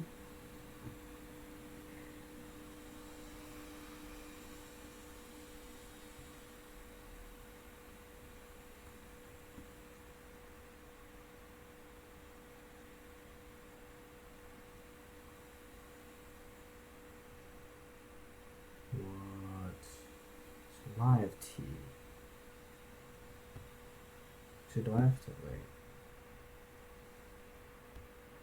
So dy dt is equal to at pi on 36 cosine of minus pi on 2.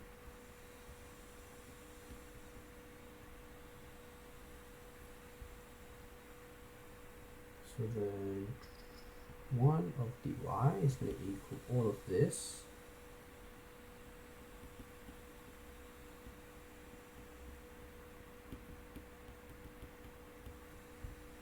dt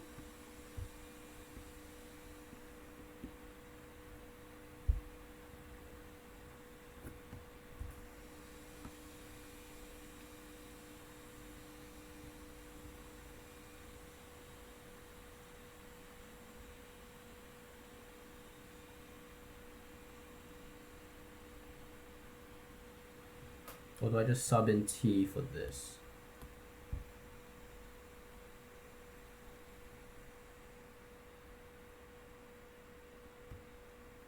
So how do you differentiate this?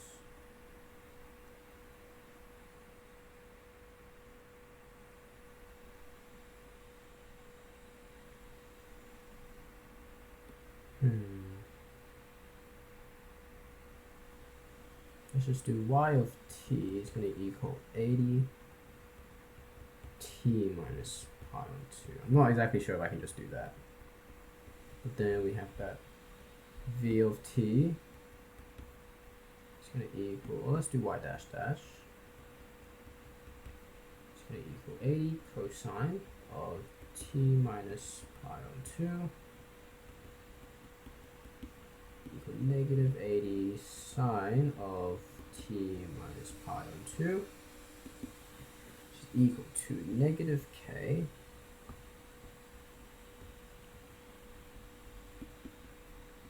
square of y of t, where k is just equal to 1.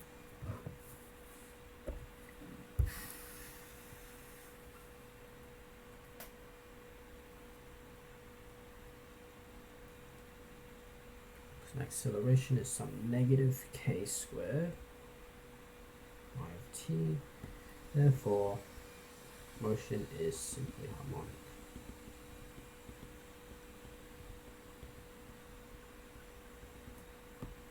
Okay, a different passenger happens to be in a car that is 2 cars ahead of a particular car on the Ferris wheel.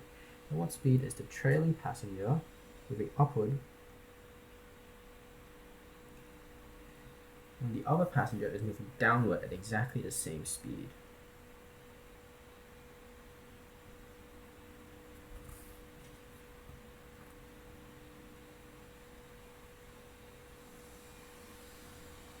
When the other passenger is moving downward at exactly the same speed, okay? So we have that.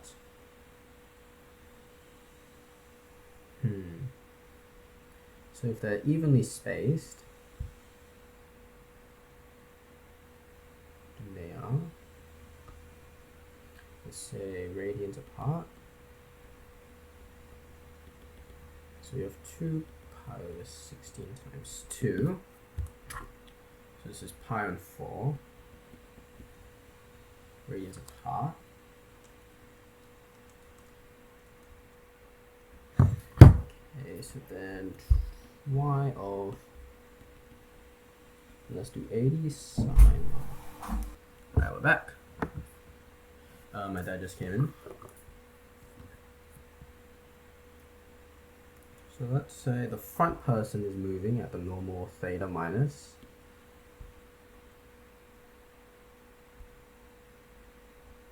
Front passenger has a normal y, or y equals 80 sine of theta minus pi on 2. And then back passenger, or trailing,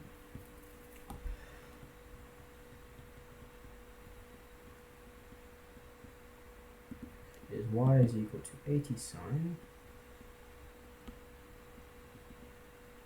of theta minus, it will be pi on 2 minus pi on 4, so minus 3 pi on 4.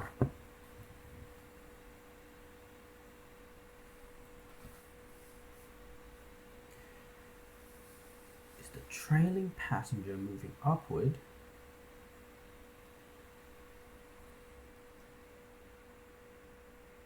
The other passenger is moving downward at exactly the same speed. So therefore I want that dt of each, and I'll say be dy dt of this 80 sine of theta minus pi on 2 times pi on 36. And then the dy of this one is going to equal 80, or cosine of theta minus 3 pi on 4, and then pi on 36.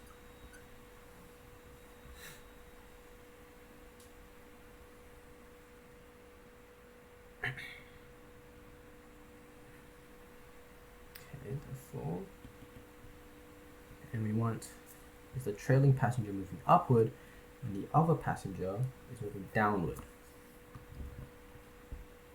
So I want that 80 cosine of theta minus pi on 2 is going to equal negative 80 cosine of theta minus 3 pi on 4. Because the pi on 36 will just cancel out. So let's solve 80. You know, we just want to solve that cosine of x minus pi on 2 is going to equal negative cosine of x minus 3 pi on 4. Given that 0 less than or equal to x less than or equal to 2 pi.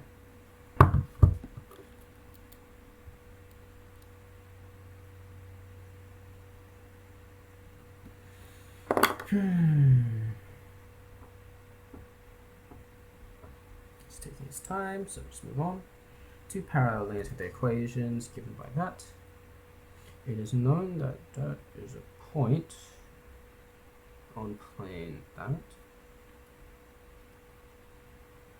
Prove the distance between that point and plane 2 is given by d equals that.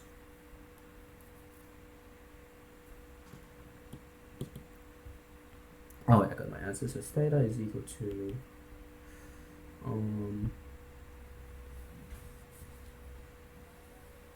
is the trailing passenger moving upward. So I want this actually to be that theta. So pi is theta 2 pi. Because you want this guy to be moving downwards.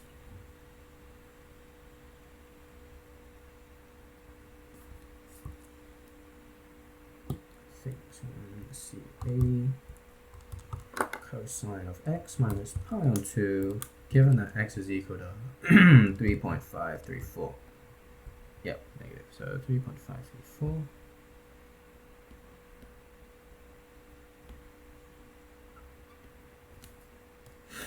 Well then, therefore, the trailing passenger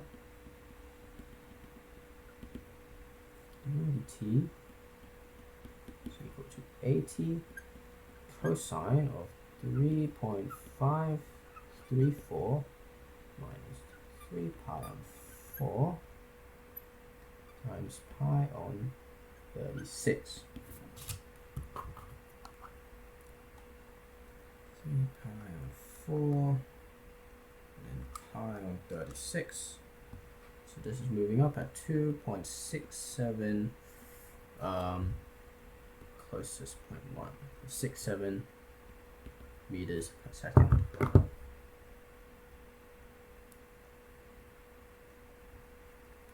Two parallel planes have the equations given by that it is known that is a point on plane 1. Prove the distance between them and there is given by d is equal to that. Okay.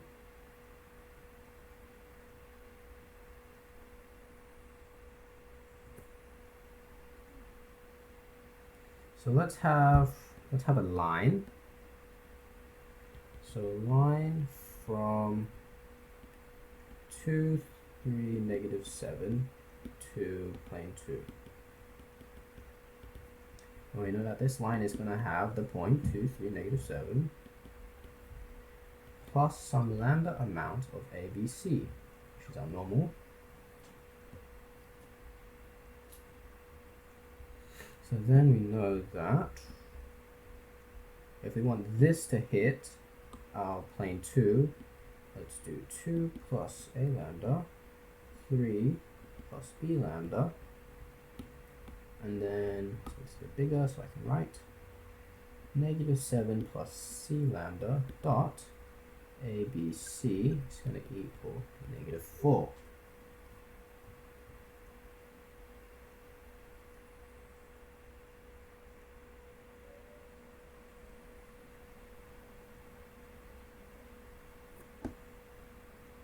So I get 2a plus a squared lambda plus 3b plus b squared of lambda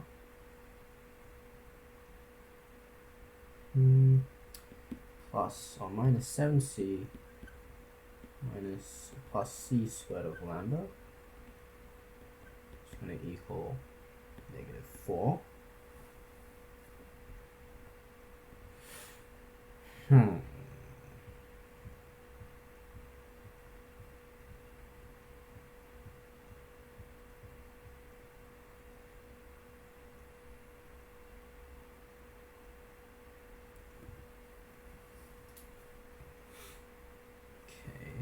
Also know that,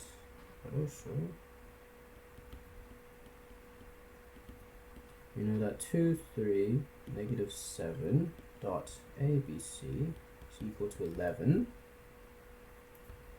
So then we know that 2a plus 3b minus 7c is equal to 11. Therefore, 2a plus 3b plus or minus 7c plus a squared lambda, b squared lambda plus c squared lambda equal negative 4.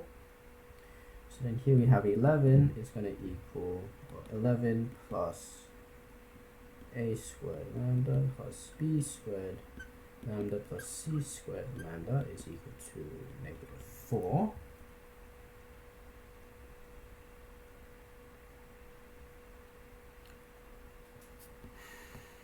So then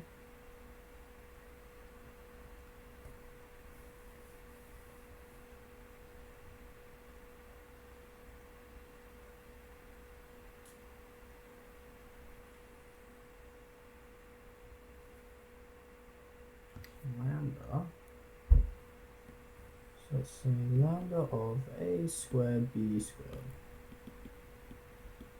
c squared is equal to negative 11 or negative 15. So it's going to be negative 15 on that.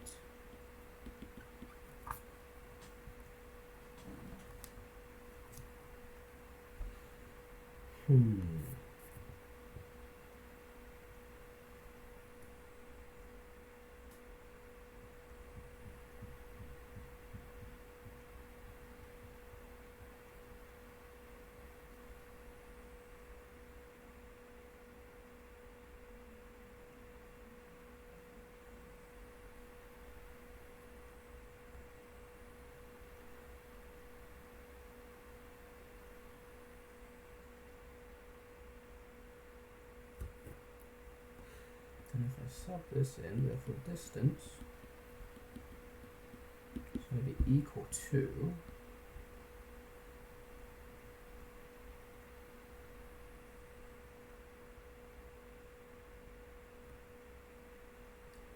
-15 on a squared plus b squared plus c squared side of square root of a squared plus b squared plus c squared by a -15. Oh no, because it'd be the absolute value of this, right?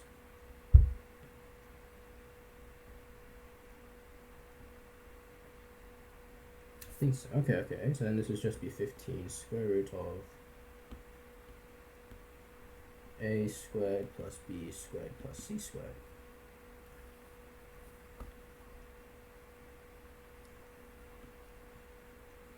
Absolute value of that. C.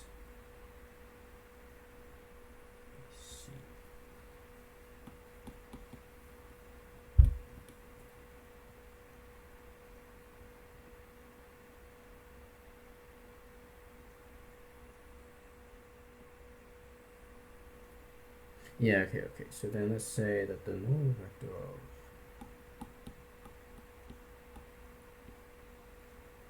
ABC is equal to square root of a squared plus b squared c squared, and then distance, well, let's say plane 1 to plane 2 will be equal to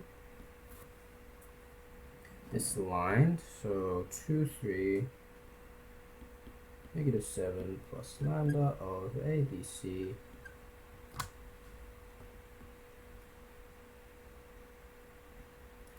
minus the initial point, so it's just equal to some lambda of ABC. So then the value of this ABC is equal to the absolute value of 15 on a squared plus b squared plus c squared, all on square root of a squared plus b squared plus c squared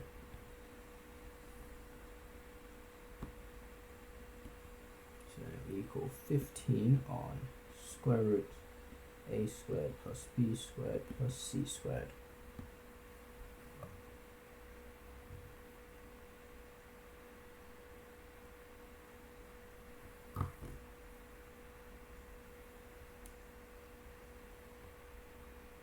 Okie dokie.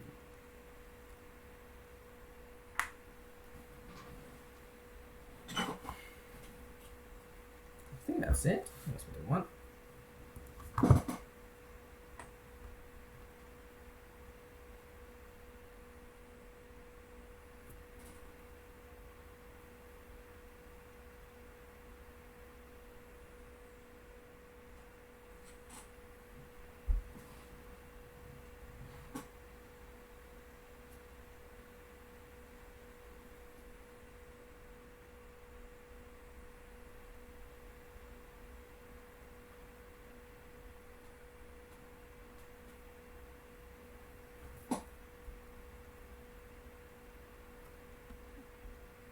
Maybe I should rewrite this as the absolute magnitude of that times ABC.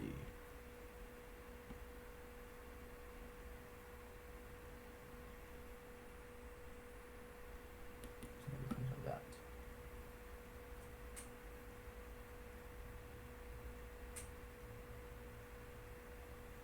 Whatever, I think it's fine.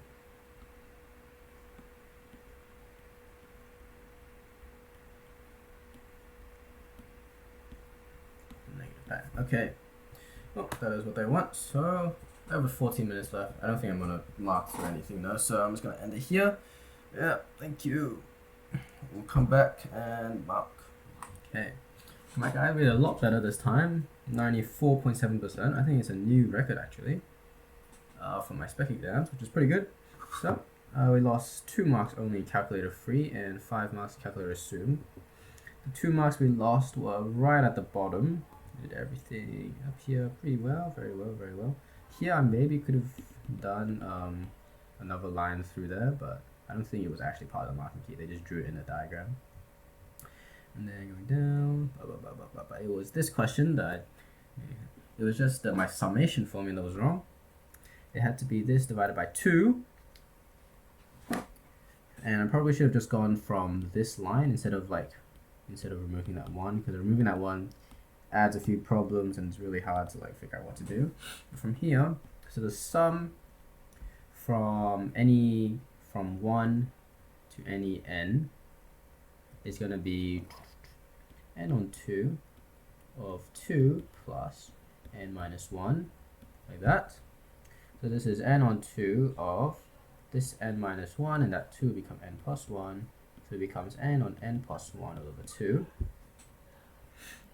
where n is the number of, n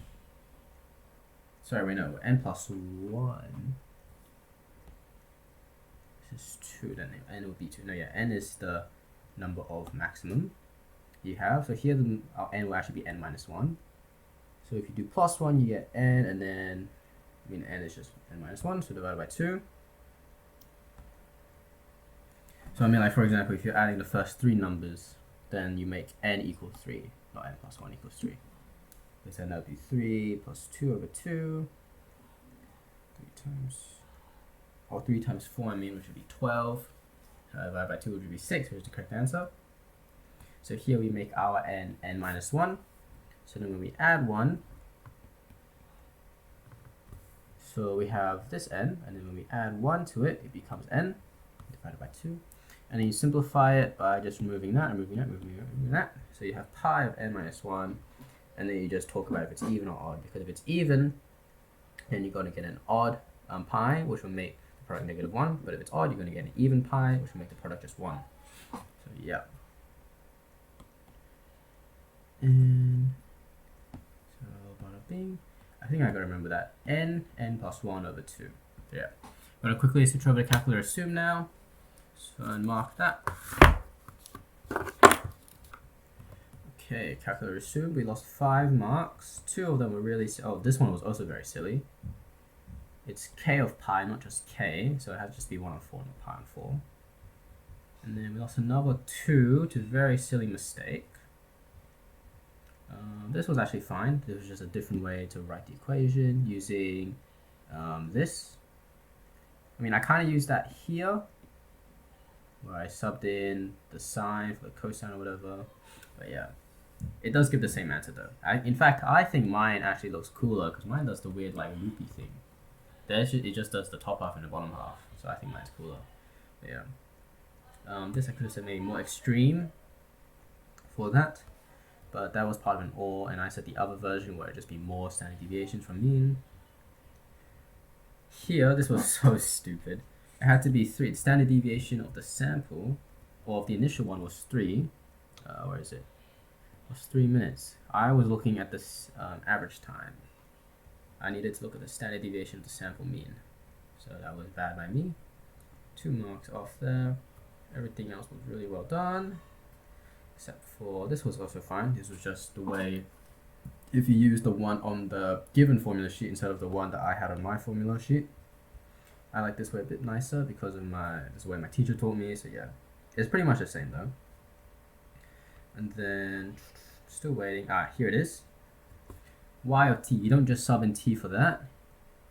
What you do is that since time is equal to the angle that you've gone through divided by pi on 36, because you do that many radians per second, you can rearrange theta for t like this, and then you sub in that for t, and then you do all the normal stuff, and then you show that it's simple harmonic motion. But yeah, this way, for this question, they also did it a bit differently. They said adjacent cars, so they said the normal thing that I did, where they said like it's separated by pi and 4 radians, but then they also said equal speed when equidistant from y-axis. And then they said that theta would equal 7 pi on 8 for the trailing car. So then you would just sub that in, and then you get the same answer. That's what I did, but you use this formula. So if you do 80 cosine of 7 pi on 8 minus pi on 2, we'll let that run. Hold on, times pi divided by 36. Yeah, you get the 2.67. But I just did the other way, which I was finding the theta for the front car, because if you have 7 pi on 8, then this bit here is pi on 8, and since you are pi on 4 apart, it means that this angle here has to equal pi on 4, which means this angle has to also equal pi on 8, which is why they're equidistant from the x-axis, because you would do your whatever, your sine, to find how far you are from the y-axis, so they're the same distance, so then they'll be falling at the same rate, or the same speed, I mean. So yeah, I thought that way is also pretty smart. I always think, I got the same answer, 2.67, and this answer is just this, 7 pi on 8 plus pi on 4, which makes sense because they're pi on 4 apart, and I was looking for the front car, not the trailing car, but yeah, 2.67. And then this we actually did really well. I was surprised that we actually got it. It was just a little thing that they wrote it like this, which I think is pretty much the same as this. But yeah.